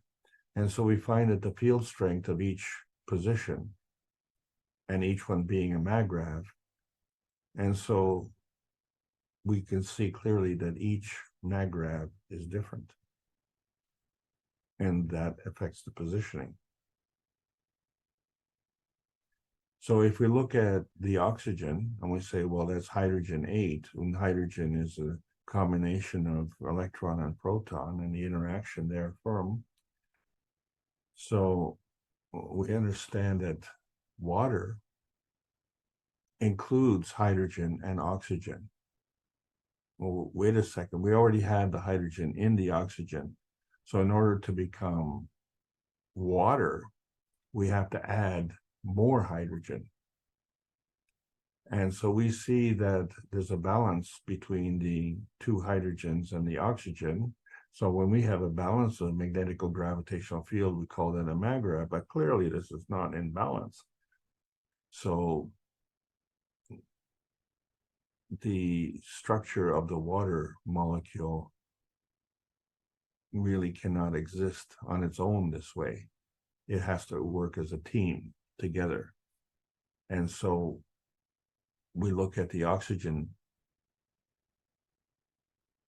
and how it's created with all these hydrogens, and then we add 2 more hydrogens. And we create this oxygen gas. So this is the energy. But, you know, when you look at the gravitational and magnetical field forces, you find that, well, that doesn't look very balanced, doesn't look very stable. So quite honestly, we have to look at the bond. And so if we look at oxygen, and it always comes in pairs. Okay. So once you have this pair of oxygen, you have this gravitational stability. So the same is true for nitrogen. It comes in pairs.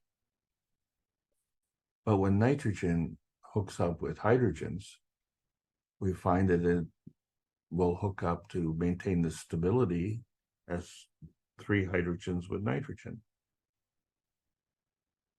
But if we add the 3 hydrogen from one and add it to the 3 hydrogens of the other, now we have a balanced field.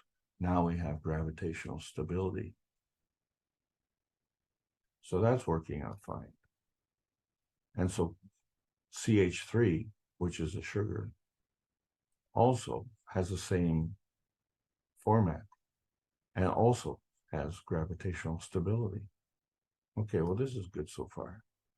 But then we get this water molecule, and you say the water molecule is round.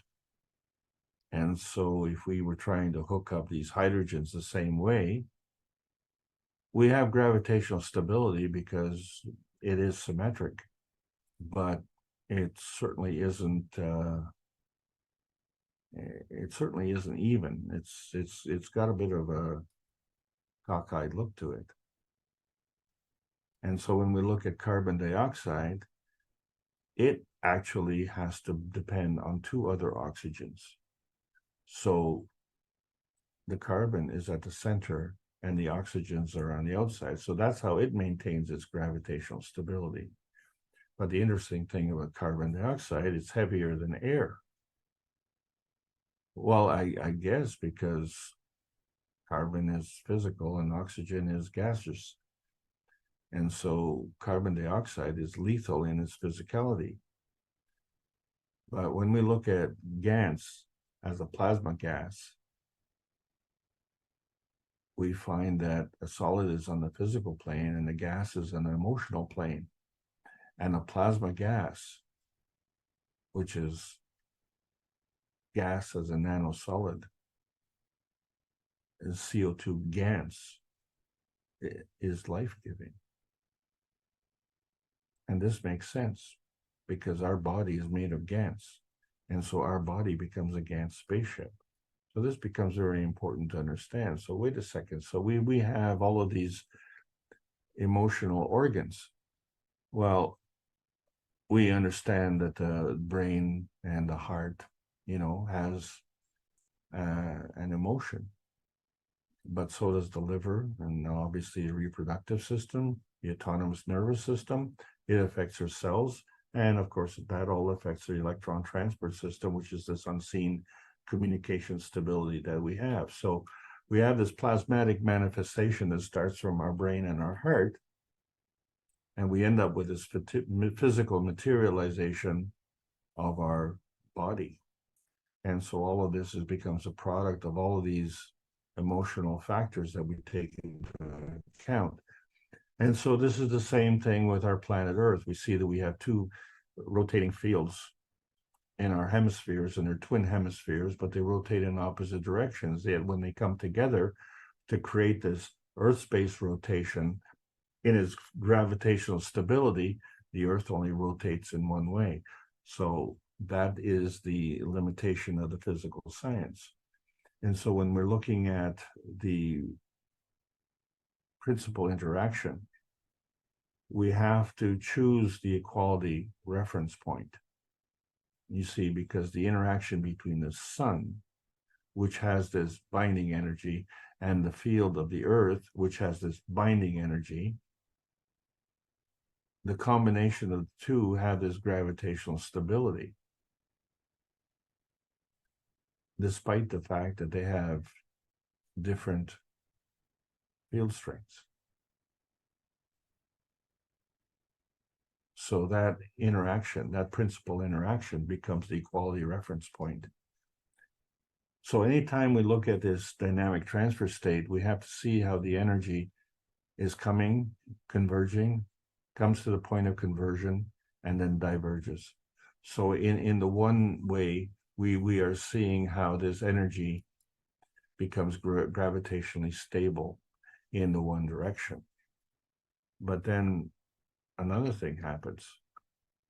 We have this crossover point at this point of conversion. Well, why is it there? Why is it focused in there? And the reason is because that becomes the focal point of the inertia field. And it too has to be gravitationally stable. So that point of focus to be gravitationally stable has to interact with the vertical energy transfer, which also is seeking to be gravitationally stable. So we have two gravitationally stable forces converging in the center. And whichever way you go through this conversion process, it retains its stability. So we see this gravitational stability is at the core, and the magnetical stability is on the outside. And the magnetical stability is stable because of the gravitational stability. So whether it's head to head or tail to tail, it still remains. And it has to have this inertia conversion in between because like poles repel. So what's the attraction? So there has to be an opposite polarity. And so this inertia field is the conversion focal point. Well, sugar conversion involves a pole flipping. And this is very important because cells grow. Well, who gives that command? Do you go into the growth room in your house and say, Okay, cells grow. And then they grow. And then you kind of look at your watch and say, oh, you know, this has been going on for quite a bit. And, you know, I'm coming to the point where we're ready. So do you go back into the growth room and you say, okay, cells, stop growing.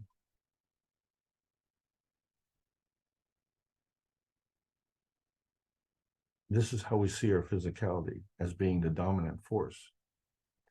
We don't have the skill. We don't have the knowledge. And we definitely don't have the patience to go through with this. This has to be done automatically for us.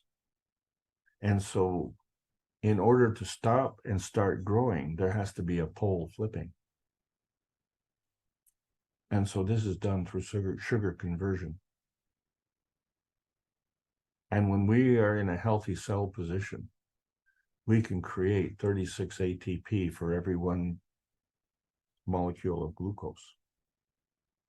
Now that's a production. I would love it if I had $1 and I could make $36 out of it. That would be wealth. Well, we have a wealth. We're able to do sugar conversion at that rate. And that's why we're able to grow. But it's a controlled growth, and we have that control.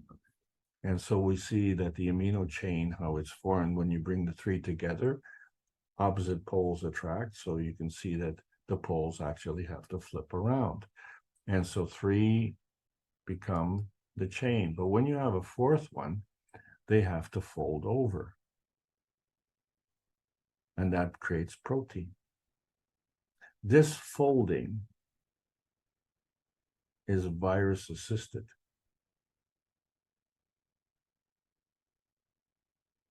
So this is the unseen hand. And the reason that it's unseen is because the virus is in a plasmatic state.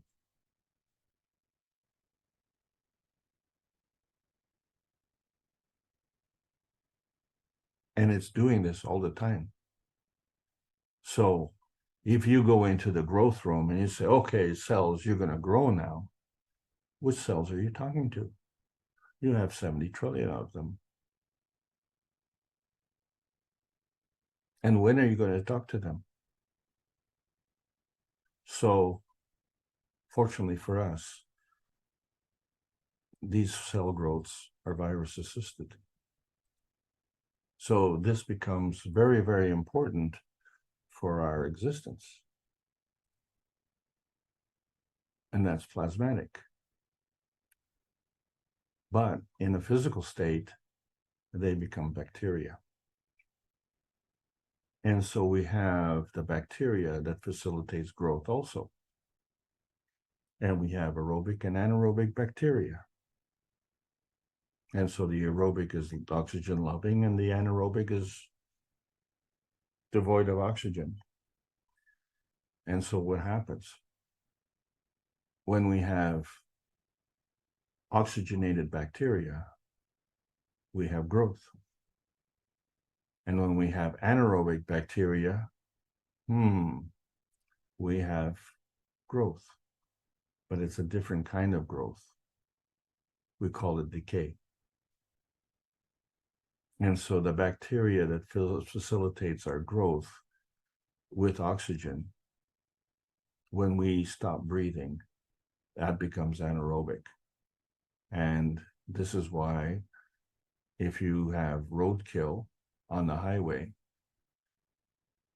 unless someone comes and picks it up and shovels it away, it will just disappear on its own within 9 days because the bacteria will become anaerobic. And so it needs to be fed. And so instead of supplementing the host, it eats the host. And so we see that our cell metabolism is the same way. So we understand that our cells can be replaced. So we have damaged cells and we lose those cells and they get replaced by new cells. And that's just the normal process of existence. So that maintains our gravitational stability, but also in the same process, if we get wounded or injured, then the cell metabolism has to do the same thing. It has to take the wounded cells and eliminate them and replace them with healthy cells, and then begin the growth process. And when the wounding is repaired, then that growth has to stop. And you don't have time to run to the growth room to decide, am I going to start the growing and am I going to stop the growing? Because there's this communication. And so we find that this communication is the same in our environment. So we have this environmental modification as well. And, you know, we say, is it predictable? You know, can you predict by the seasons, by the temperature, by the time of day, or is it a violation of man space? So you have to, you know, when you're talking about a relationship, you have to decide which emotional relationship are we talking. So is it man space versus some space, or is it our inner space versus the physical space, or is it some space, inner space, versus some space, physical space? Or is it inner space versus outer space? Or other outer space transmutation to some other space? So all of these affect emotional positioning. And so when we talk about our emotional position, we have to figure out and say, well, life is a gamble. Where do we place our bets? So are we just working from the plasmatic manifestation, or are we working from the physical materialization? So the answer, of course, is both, because the emotional position is manifested in the emotional presence, isn't it? And so we have to understand that if we were to have a growth, or if we were to have a tumor, in both cases, it would be a psychosomatic effect. So you can place your bets on whatever you want. And so this becomes a game. Our emotions are tugging at our hearts, right? So we have hard hearts and black hearts and faint hearts, and of course our favorite, sweethearts. And so this is a sweetheart gamble. And do you go to the casino of losers, like one-armed bandits, or do you go to a casino of winners, the plasma science? In other words, war and poverty, or peace and prosperity. You can make that choice as well. And so this is what we're trying to do. And on Tuesday, we had the 299th One Nation, One Planet, One Race for World Peace. And this weekend, yesterday, November the 11th, we had the Ambassadors Conference in London. We're here to bring the change. And now it's your chance to be part of it. So this magnetic and gravitational field forces, which we see as forces of attraction and repulsion, or shall we say convergence and divergence, is common in all of us, but we're all independent. So we're all independent variables, each and every one of us. But this is an interdependent universe. So we're all capable of reaching, each and every one of us, and go through this transformation on an emotional basis. And we can use that as the method to teach one about one nation, one planet, and one universe, and how our emotional vision can become manifest properly.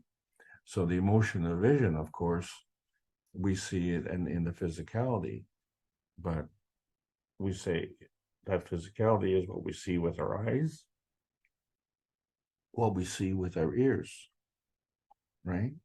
What we smell with our nose, and what we taste with our mouth. And so these all contribute to our emotions of vision, because this is the feedback vision. And our soul, of course, our soul is positioned at the same crossroad, and it too is feeding Why? Because it is there as a manifestation of the plasmatic symbiosis, which created that position in the first place.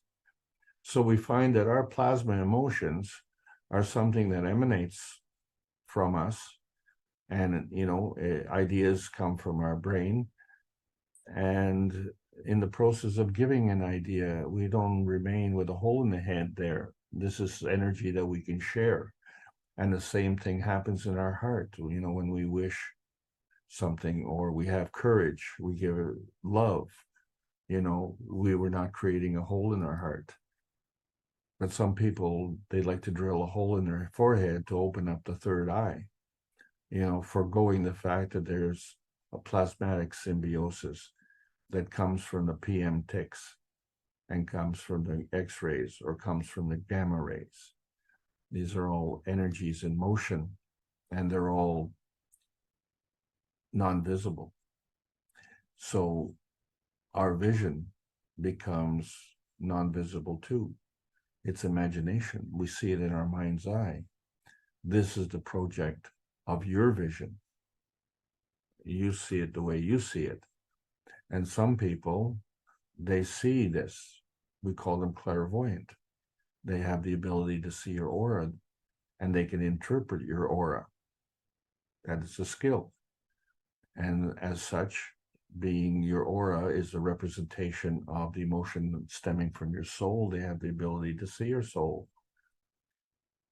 But which soul does the clairvoyant see? So some of us are familiar with what we call the roof of the earth. And we say, welcome to Tibet.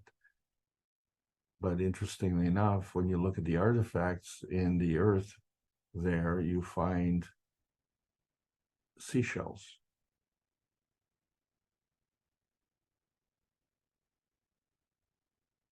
That's got to be pretty deep water to get to the top of the roof of the earth, doesn't it? So anyway, Tibet is renowned for its lamas. We have the Dalai Lama and other governing lamas and teaching lamas. And then, of course, we have Shaolin priests. And then we have the monks in their monasteries. But interestingly, there are industry monks and praying monks and medical monks. And, of course, the Shaolin monks. And we see them in Japan the same as the noble samurai, or that we have the warrior monks. And again, we see they're like ninja assassins. And so it's kind of strange to understand the nature of a warrior monk, but each monastery has its function. So, but there's another type of monk, and we call them beggars, and some are on the roadsides. And what's interesting about them is some of these beggars need to take. That's why they're beggars. But there are beggars that need to allow others to give. These beggars are well off because they're providing a service, you see. So some need to join a monastery to have a place to sleep and stay safely, where others have to navigate around highway bandits. And so becoming a beggar is for the elevation of your soul.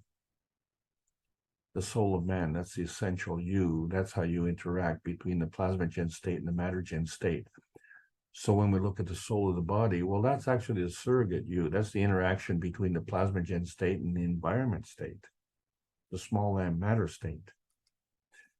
So our dreamscape elevation has to do with magnetic stability as opposed to gravitational stability. So when we're looking at the emotion of vision, that becomes the product of the emotional position and the emotional presence. And where those two come is our point of vision. And so our point of vision becomes the product and becomes the feeder and the feedback to our emotion of vision.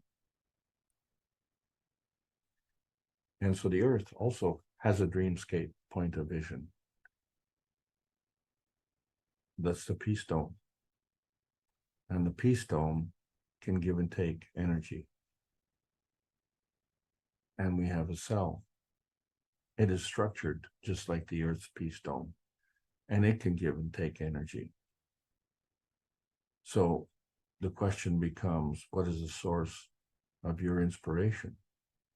Because all of this has the same dreamscape point of vision as the universal community. So you want to follow the leader? But who does the leader follow? Well, that's where the emotion of knowledge has to come in, you see, because when we're looking at our sentimental piece of pie in the sky, we have our soul and we trying to understand our source and our link to that, right? And so all we see is as a sentimental piece of pie in the sky, but what about the rest of the pie? So you need the rest of the pie to be fed. And once you have this feeding link, then you can have a feedback link. And so the feeding link goes to the feedback link, which goes back to the feeding link, which in turn becomes another feedback link, feeding back to the feedback link. And so it goes. And all of this is following the magnetical gravitational relationships. And so there's a link in between. And that's what creates the balance. But it's a two-way street and it's always in motion, right? And so the motion is manifest in our emotion, the emotion of man, the emotion of physicality. So we talked about the emotion of presence and how it affects our emotion of position.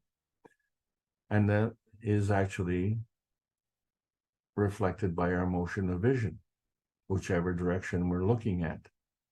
But if we're looking at the source of that vision, it comes via the emotion of knowledge.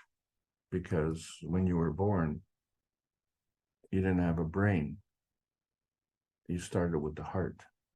So when we're talking about intelligence, you know, we have this range between the ignorant and the knowledgeable, the uneducated or the professor, the stupid or the wise. So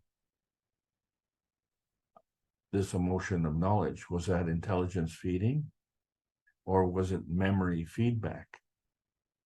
Well, the way we understand memory is that we have amnesia. So where do we learn this language from? Was it from thought? Was it from the alphabet? Did we have this kind of communication? And then what about declensions? They change the form of the word, don't they? And then, of course, there's translation and there's many scholars. And then, of course, there's Babylon, which is 9 civilizations piled up on each other, which you wonder if they were all the same language. So where did the language come from? So when we look at the vowels in the language, we have A, E, I, O, and U, and sometimes R, but they really stem from inflection. A, E, O, U, Ra. And interestingly enough, in the Oriental languages, you have the same word. By changing the inflection, you change the meaning. And if you don't understand that, it could put you in an embarrassing situation.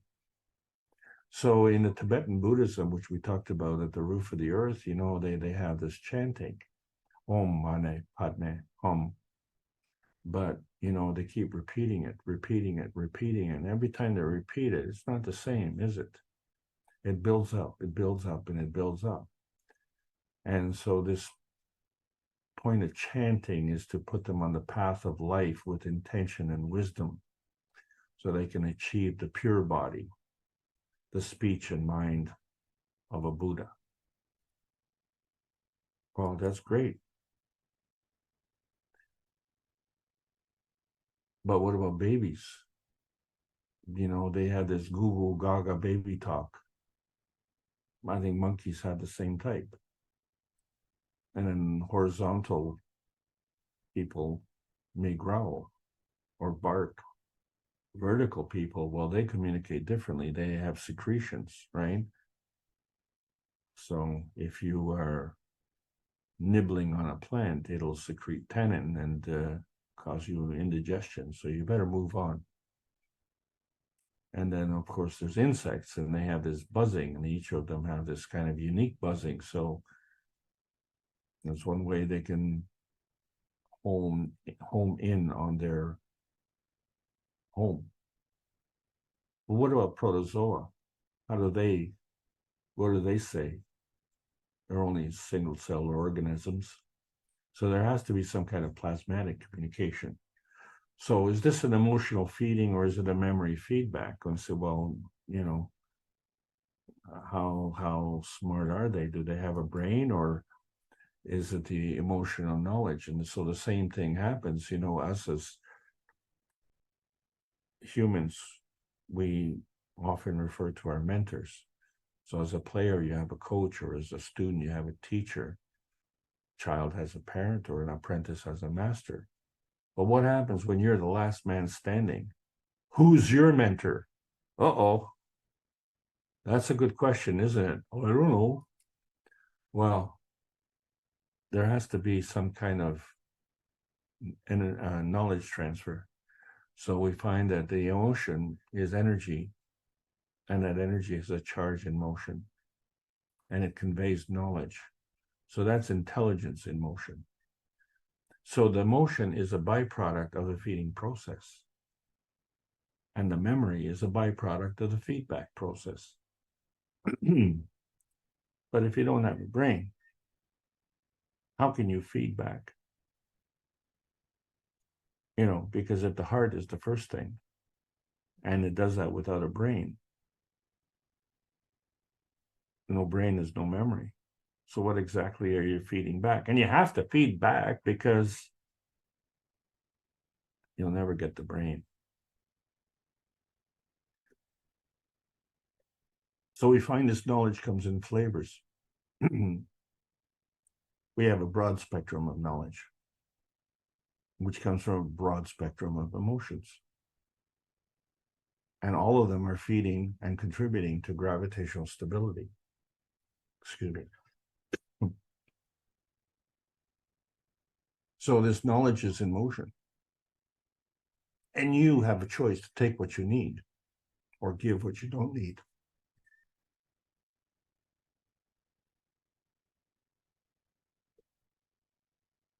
So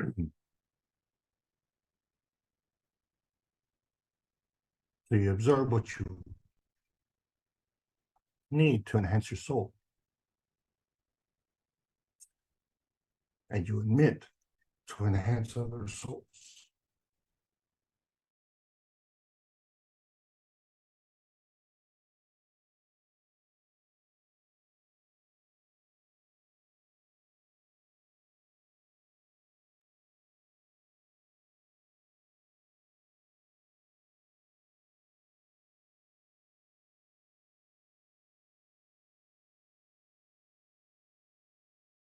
Which souls? The soul family. Which family is that? The sun space family, the Milky Way family, solar system family, planetary family, or the lunar family. Maybe just that in-between space family. How about our Earth space family? Sure, that's a good one, because that family is our man space point of view. So other than our man space point of view is the soul space point of view. So our knowledge on the man space point of view comes together with the amalgamation of the emotion of man, physicality, presence, position, and vision. And this is added to the soul space point of view, which is all about the emotion of knowledge. And so when you're looking at a common purpose of a family, you know, it's like birds will flock, or vertical people will come in a crop. Or is it a gang, when we call it a herd or a species? Or is it a team, like a school or a breed? Or maybe it's a band, like a group or a culture. Or is it friendship? Strong friends or through association? Or is it party politics? You know, where you have nations or liberals and conservatives, Democrats and Republicans, or you have New Reform or the Republicans in name only, or the pity party.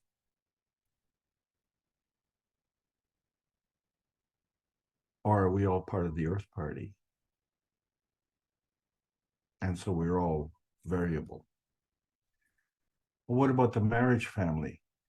You know, is that genetic or is it emotional? Or is it competition or is it cooperation? What about elements? What kind of families do they have? So we have isotopes of family of elements, where the atomic number is a stable number of protons, and the number of electrons equals the number of protons. And the stable number of neutrons equals the number of protons. So the number of neutrons varies more or less than stable number in an isotope.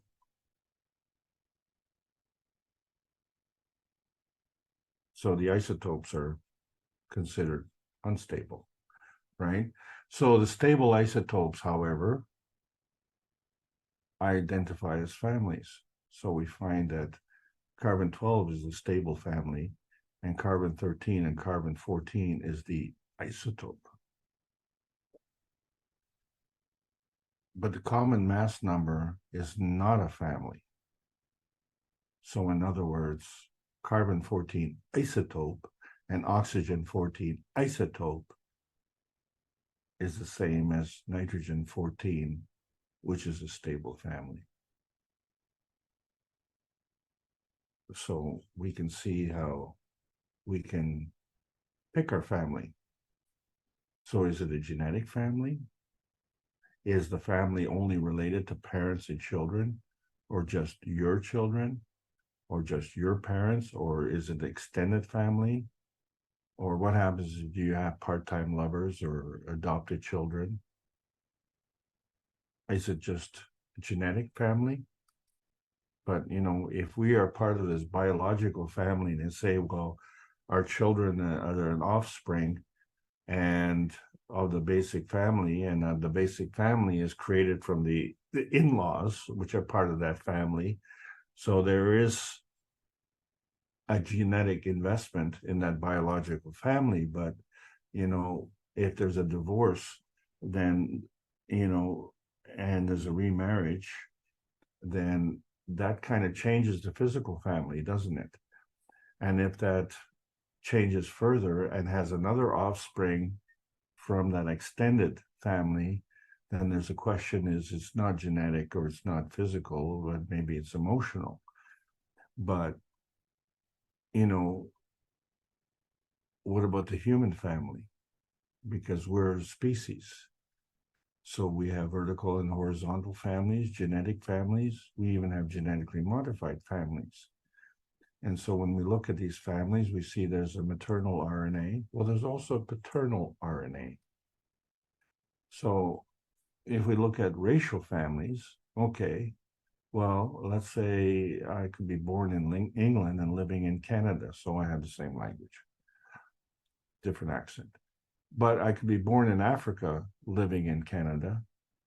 Maybe I'd have a different language. Or I could have an interracial father born in Canada. So that would be a different culture. Or I could have interracial parents born in Canada, and that would be different genetics. So the family connections genetically have to do with the maternal RNA. That is the common denominator. And the emotion facilitates the marriage. But the soul determines the species. So which family criteria decides? This becomes the question. And so in our pursuit of happiness, we've lost in space, because our emotion of position is based on the failure of our vision. And we think we've been in space. Yes, we have, but we've never been in outer space. Man has never launched a rocket into outer space because that's physically impossible. So we know that 100% of the souls that were born on this planet preferred the emotion of knowledge as opposed to the street smarts, right? We came here for a reason. We didn't have to adapt to war and the crime rate here until after we got here. So we came here because of our dream memory. And so when we have two forces that come together, there are factors. They come together in time. Okay. So then there's a relationship between the PM ticks, which carry this emotion of knowledge, and other PM ticks, which carry a different flavor. And as they come together, we find there's no such thing as one and the same energy, because they constitute a charge at two adjacent increments of time, but they're not one and the same. And so this is the embodiment of the principles of flow and connection. So we have to understand that when these two forces come together, they come together over a distance, and we don't know the direction that they come. So there's distance positioning and time positioning. And we have multiple points of view. So we see there's a flash or a glow. Maybe it's profitable, or maybe it's confidence in losing.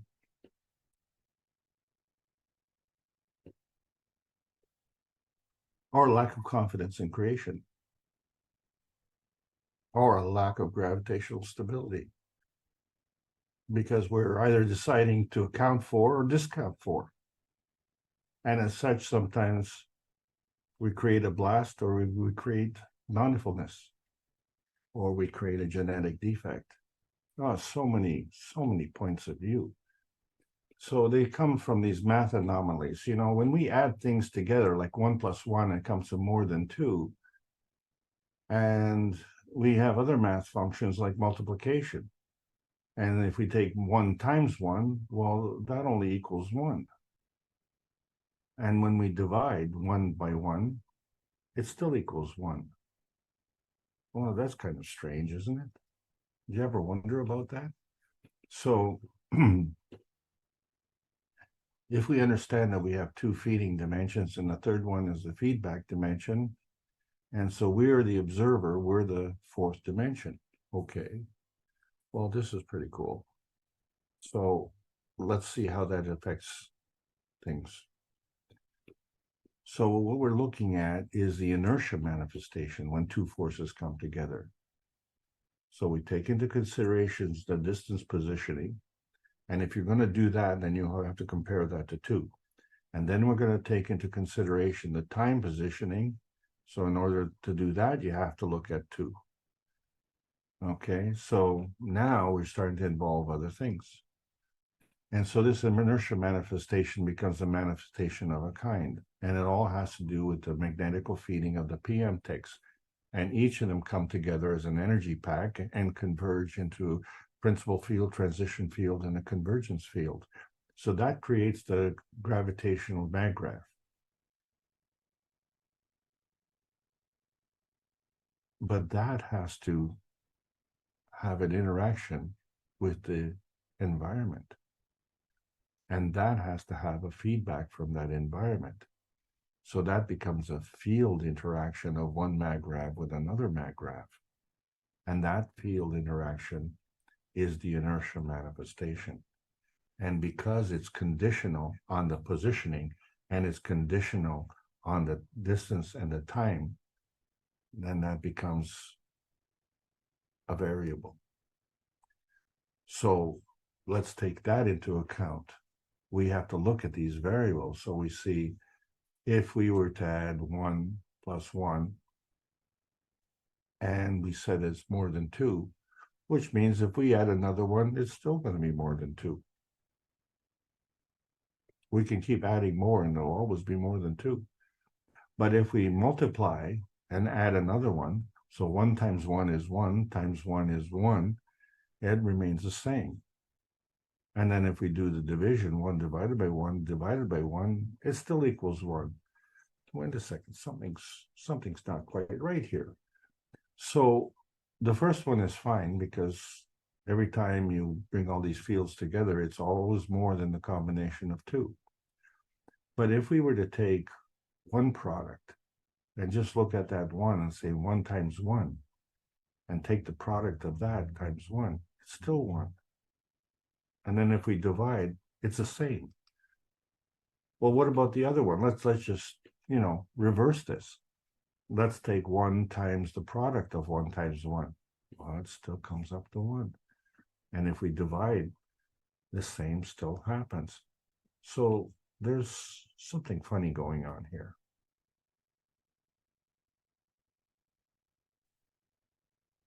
So we have to look at the core component, and we find that the electron-proton marriage creates these gravitational rays. That's part of the atomic marriage.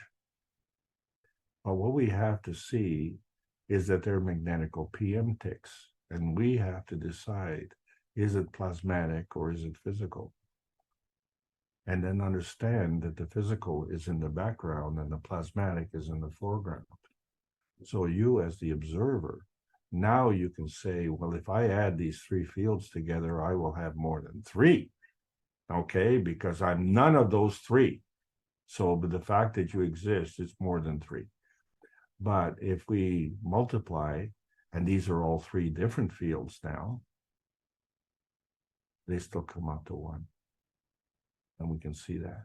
And then if we divide these fields, they still come out to 1. So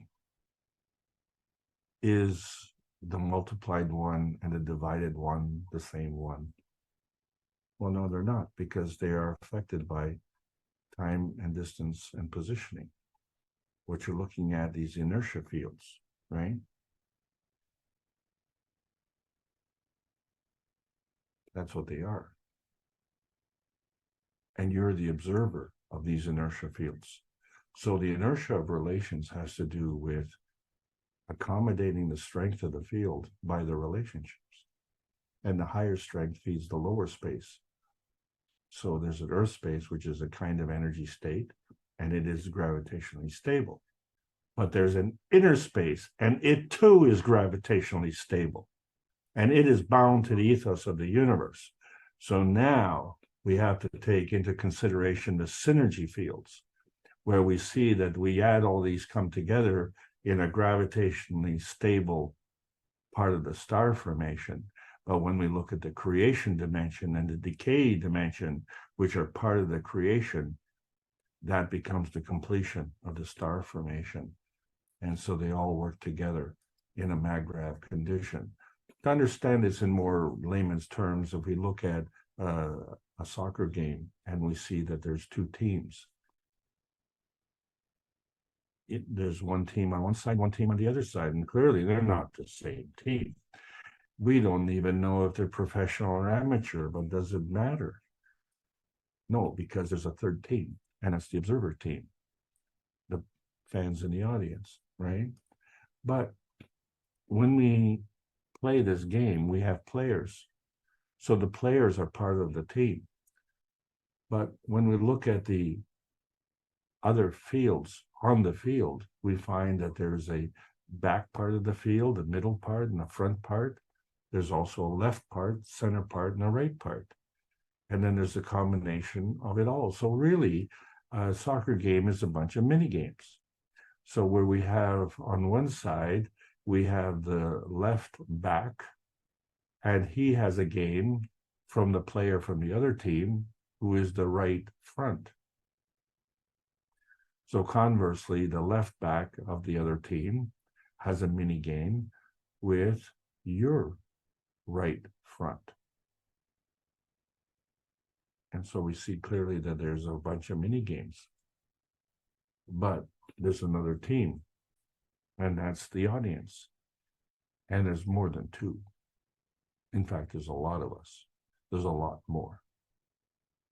Sometimes there may be 100,000 people in a stadium watching this game, and there's still only two teams. So the number of teams and the number of spectators are not fixed. So the game is the soul of inertia, because the soul of the game has to take into account all of these souls. And so that is a demonstration of the soul sequencing, which is mandatory, where we have the soul of the sun plus the soul of the earth. This attracts the soul of the man. That's an attraction point of convergence. But we have to have a priority, and that is the soul of the solar system plus the soul of the sun attracts the soul of the earth. That too is a point of convergence.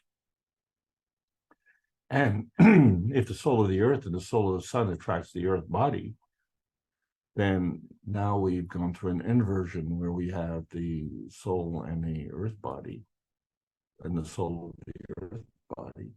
Well, now we can attract the soul of the man body, because the soul of the man interacts with the soul of the earth body and goes through the same inversion. But before we can materialize, the soul of the sun body plus the soul of the earth body has to manifest the physicality of the earth, which is materialization. So once we have that, then the soul of the earth plus the soul of the body can manifest the physicality of the body. And that also is materialization. So the materialization of the man space has to have a place. And that place, in this case, is our earth space. And our earth space got here from the same emotion of knowledge that we did. And so we find that the manifestation of the peace dome is the soul of inertia. And that soul of inertia is not only in the earth space, it's in our cell souls, and it also is part of the universal community. So this becomes a community, soul, family reference. So the question is, what is the source of your inspiration?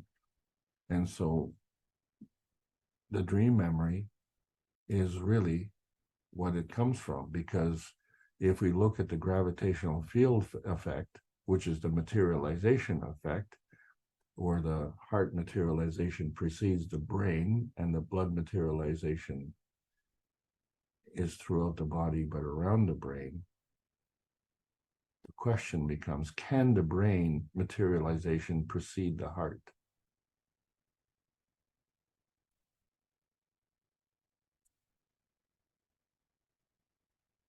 Well, let's look at our dream memory. Note to self: make daily plans, review daily progress, go to sleep, remember your dream, and try again in the morning. So really, you have to dare to dream, because sometimes we don't do it in our sleep. Sometimes we do it through pondering, right? So we have to dare to dream big. And we have a basic instinct, right? That's how we got here in the first place, wasn't it? Because we already did dare to dream big.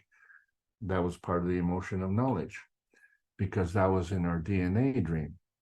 We had to remember our DNA dream because we have to make daily growth plans.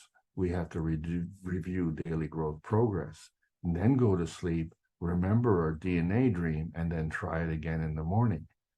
And then we have to dare to dream bigger, right? Because we're born as babies and we grow into adults.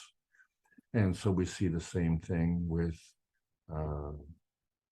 snails, and there are different kinds of snails. Some have smooth shells, some have pointy shells, and you know, the growth is in all three dimensions.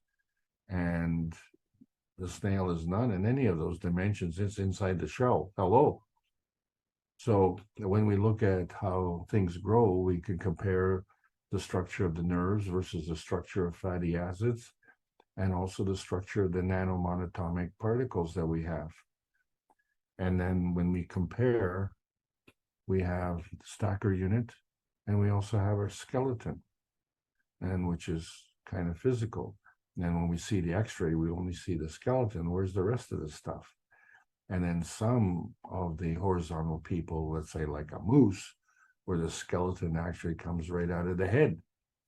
That's above the head. And so we see a similarity in the structure where the myelin sheath of the nerves looks like a stacker formation of the cups of life, looks like the spine of the skeleton. And so we have these boundaries where we have this collective amnesia where we can't remember at birth. And yet our RNA and DNA seems to remember this, no problem. And so we have this collective growth. And we have another point, which is death. We can't remember after death. So then we have this relationship with our DNA and RNA. It seems to understand this. So when we're looking at our brain and we look at the things that we can remember with our brain, but we were born before we had the brain function. So it was thanks to our sweetheart that it could remember this connection. And the same thing happens when we do the sleep. So we dream with the soul, and the soul makes the connection with other souls, the soul family. So everything else is posturing. So is it offensive? Then, as in attacking, or is it defensive, as in defending? Or is it advancement, as in progression? Are you a provider, or are you a denier? Are you defensive, as in preventing regression? Or are you offensive in offering peace and prosperity? So the biosphere of peace facilitates the emotion of position, and the vertical people have their own dreamscape. And so the majority seek and will answer the call for freedom and emancipation, because the universe is emotionally normal. The earth seeks freedom and emancipation, and man can choose his existential adaptation to the harvest of the plasma emotional energy of the plasma universe. And so we follow this emotional position map, and all it is this feedback radiance coming from a mag-grav position to another feeding radiance of another mag-grav position that crosses through this reality dimension, which facilitates the feedback radiance. But in the process, we have this gravitational stability of the energy binding of one and the gravitational stability of the energy binding of the other. And then the interaction of the energy between these two fields in a two-way street, and this gravitational stability of the reality dimension. So we follow that because we are inherently peaceful, you see, because in our inner space dreamscape, the earth space landscape is heaven, and the man space dreamscape is peace. And so we are here for peace on earth. That's who we are. That's why we left one place. And that's why we can see when we put the one cup together and we create this Gans, and then we create the cups of man, and we have an emotional Gans and the physical Gans, and then we have more cups coming together. We have the earth cup and the inertia cup, and then we have a different kind of Gans, and then we have the cup of soul, which each cup has a soul, and then collectively all the cups together have a magnetical gravitational field force with a soul. And so this is where we look at our solar system and we see all of us individually. And this is where science has to meet the soul of man for peace. This is how it happens. So we're in the post-December 16th era of 2022, where we make choices, and we've been going on these trips every month to explore outer space, how it's a reflection of our inner space and interaction with that bountiful space we call Earth space. And so for 511 Knowledge Seekers Workshop, which is now over a decade, where we've been trying to bring the inner oneness together to transcend the limitations of nuclear science. And so here we are at Queen Mary College in London, where it all started. What goes around comes around. And so we have to understand the difference between matter plasma, that is a small m matter state, because that's the lower rate of energy transfer, and the capital M matter state, which is plasmatic, it's a higher rate of energy transfer.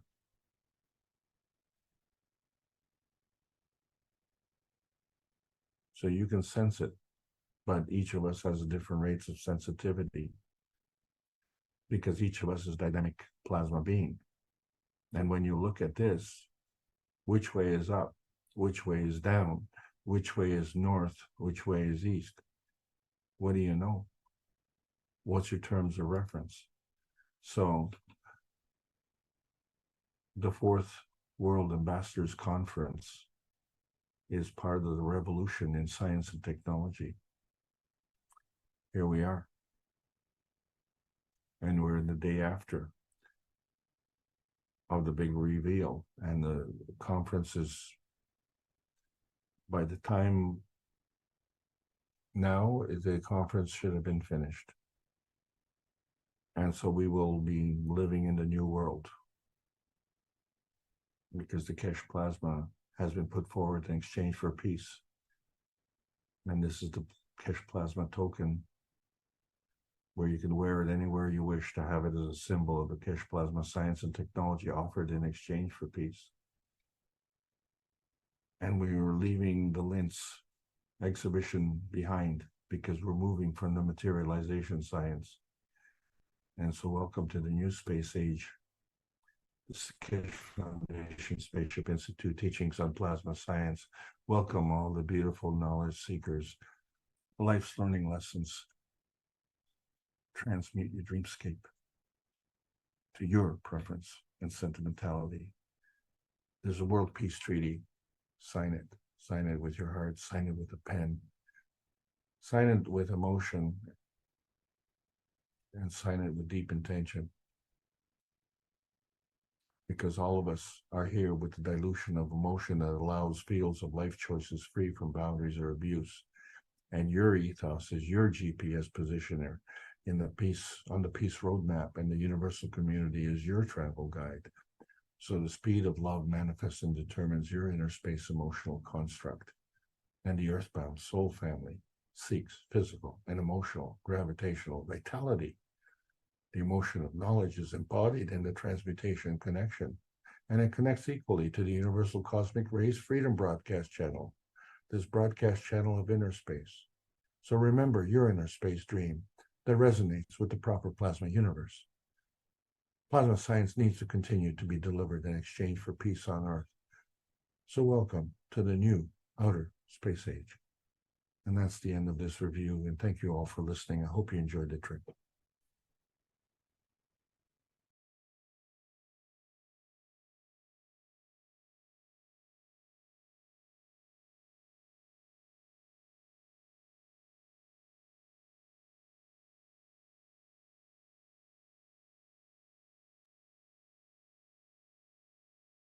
So as we said, this review is to help to distill the thousands of hours that we've accumulated in teaching over the past decade.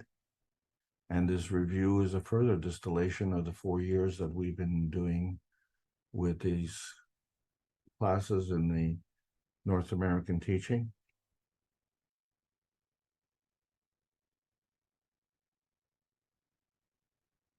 This doesn't count the number of classes that we've had in the private class sessions or in the public sessions that we've had in the various communities, be it the Brazilian or Italian or English or French communities, Chinese community, the Iranian community. we're probably only reaching, let's say, 5 or 6% of the population. So over 90% of the population don't know what we're talking about. And many won't give you more than 35 seconds to learn.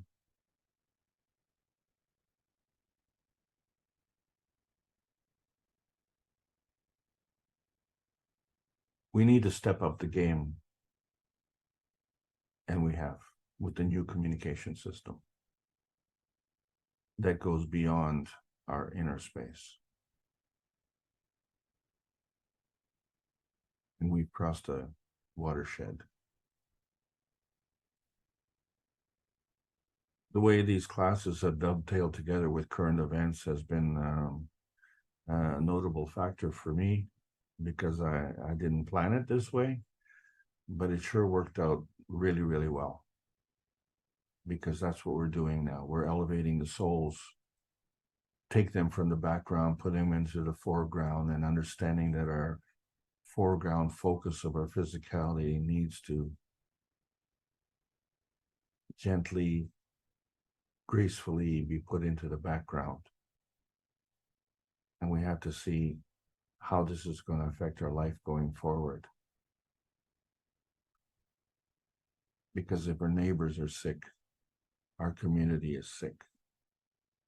And if they're unhealthy and they can't work, they can't pay for your goods and services. And if you get sick and they're sick, they can't help you. So we're finding that we all need a little assist. And we need to change the personality on this planet. We have to become a peaceful planet, because that's the ticket to the extension of not only to the universal community family, but to understand that we came from somewhere. Wherever we came from at one time, that was our home. So we left home to come here. And now that we're here, this is our home.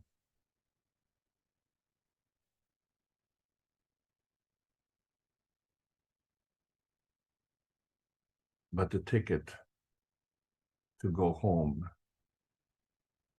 our original home, has been destroyed. This weekend, we've stamped a new ticket.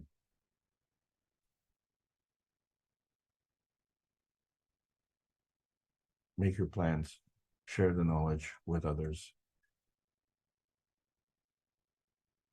And let's bring peace to this planet.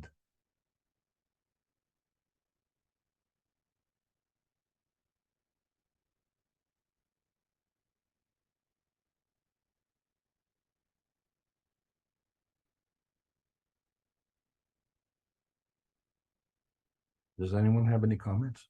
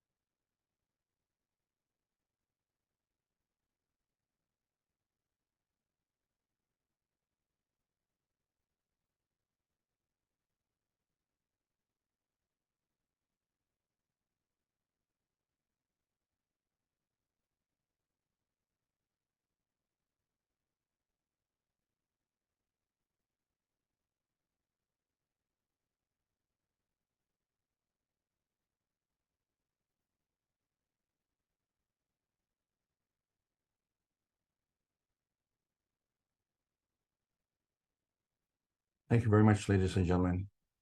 Really appreciate you being here.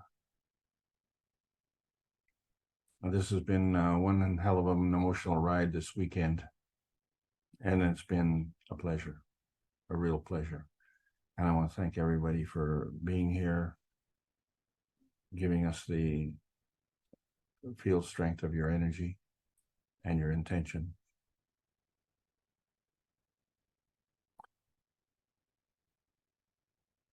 It's been my personal goal to eradicate certain health issues on this planet. And with the rollout of the new wellness centers, that dream will be fulfilled.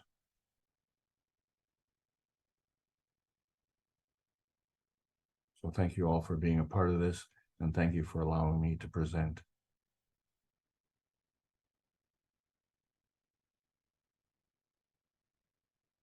If there are no other comments, I'd like to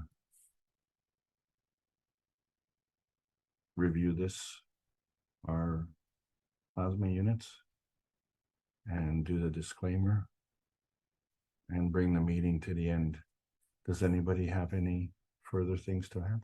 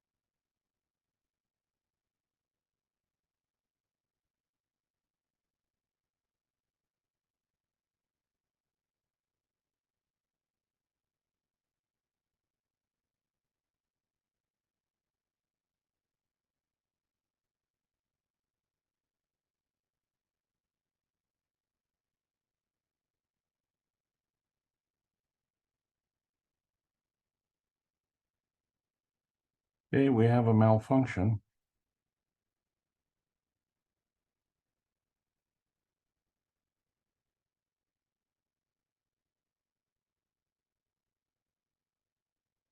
I think you forgot to turn the volume on. I noticed the volume was muted.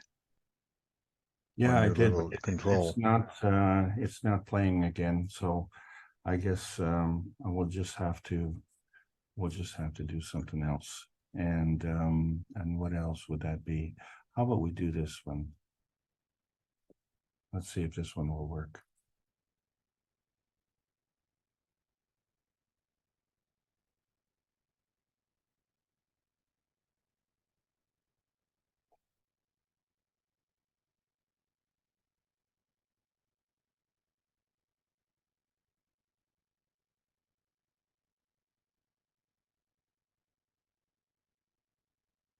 And I guess this is where it all started.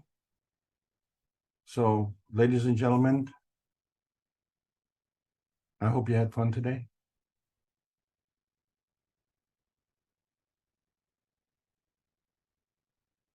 We'll play this for a few minutes and then we'll bring the meeting to an end. Thank you all so much.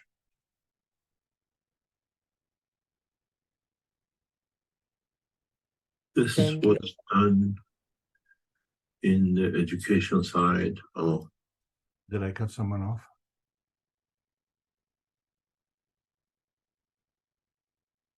No problem. I was just thanking you.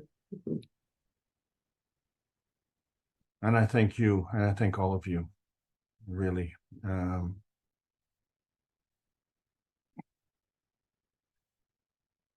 It isn't the quantity of us that's here, it's the quality. It's extremely high quality. Thank you all. From the bottom of my sweetheart to all my sweethearts, thank you. Here we go. in this and and um, it has brought a lot of changes. We see the development and delivery of the next cycle of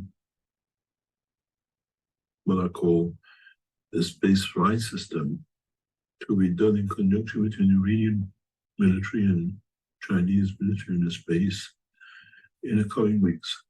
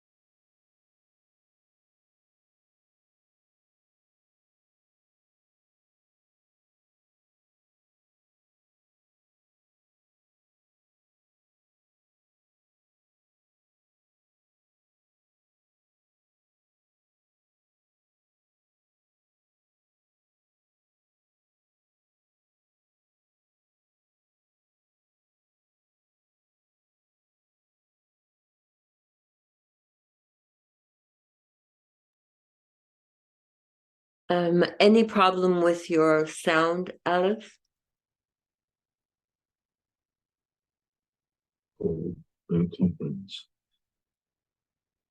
where we allow people in a conference to assist the scientists from London. I'm sorry, did I mess that up? Maybe a little.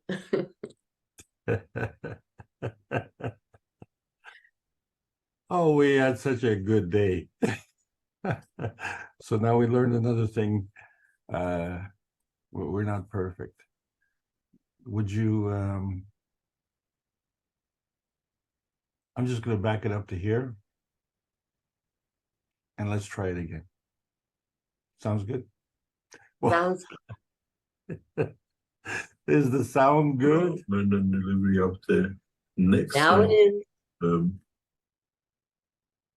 What I call the space flight system to be done in conjunction between the Iranian military and Chinese military in the space in the coming weeks.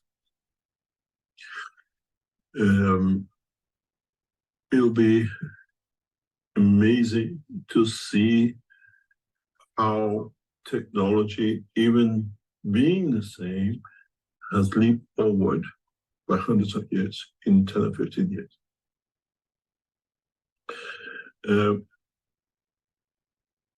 We, for example, in this configuration, you saw things going on the floor, and it was the beginning of the setup. Later on in tests, we managed to place 129 Tesla. And then in the same lab, every night when we run these systems, when we switched off the lights, the fluorescent tubes on the ceiling that we used to dance, we used to switch the light up and watch how the fields from these reactors interact with the fluorescent lights. And we had a light show every night, more or less, for 5-10 minutes, till all the plasmas in the room were used by the tubes. If you look in a deeper way, at the moment you see these pipes, the blue pipes going in. The new systems which will be introduced will be controlled by thoughts. Means what I do, what I think, I'll control. In a way, you call it the interaction of the soul. And it'll be interesting to see how it will change the characters of the people around it.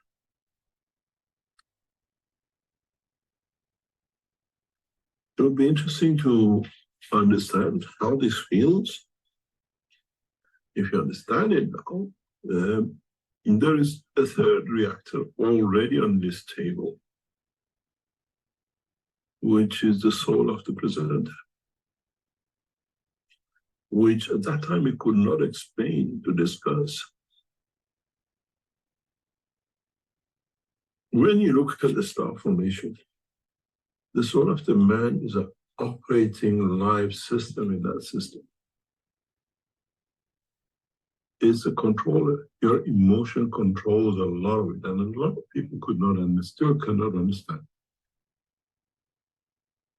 But now that we have shown the working of the systems in planes,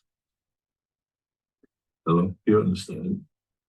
You are the sun when you sit in that system. You're not just a soul.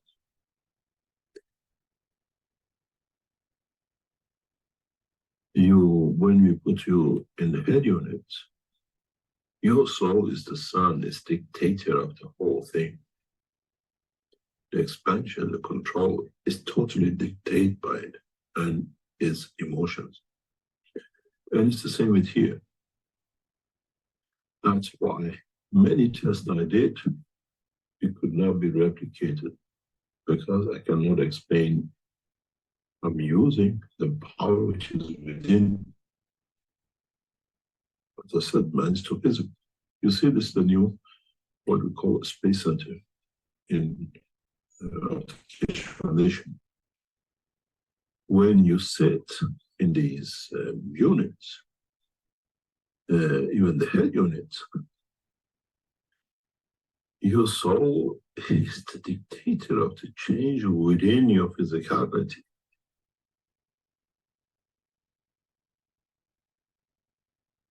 You will see many of these centers to open up around the world. The center and the system will openly shown in public in Macau, what we call a conference, where we allow people in a conference to personally test the system, the scientists from around the world. And it's interesting for the whole understanding of the creations within the system. It needs a wise man to see and a wise man to know how to use it.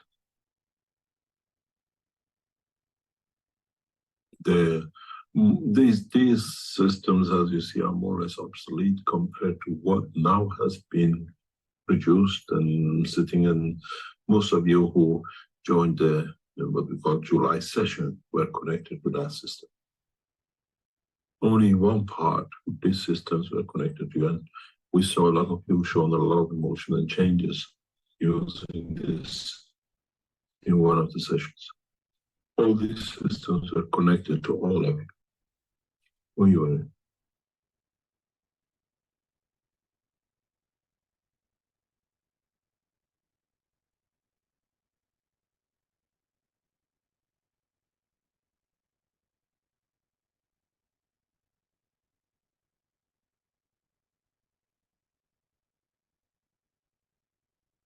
Thank you all. Good night. Disclaimer: the information and education material contained herein is meant to promote the general understanding and dialogue of GAN's processing. Such information is not meant or intended to serve as a substitute for a healthcare professional's clinical training, experience, or judgment. For patients and individuals, such information is not to be a substitute for professional medical, therapeutic, or healthcare advice or counseling. For medical issues or concerns, including decisions about medications and other treatments, readers, viewers, listeners should always consult their physician or, in serious cases, seek immediate assistance from emergency personnel. Prescription information, procedures, and use of medical devices information should be undertaken only by properly trained and certified medical personnel. We specifically disclaim any warranties, express or implied, including implied warranties of merchantability or fitness for a particular purpose. Such information is provided, as is, and is believed to be accurate at the time of its publishing, but it is the viewer's job to evaluate the accuracy of any information found in this presentation. Every case presented is of their own experience, applied by themselves for themselves, and it applies to their case only. Every person experiencing health problems should seek professional medical advice and consult their course of treatment with a doctor.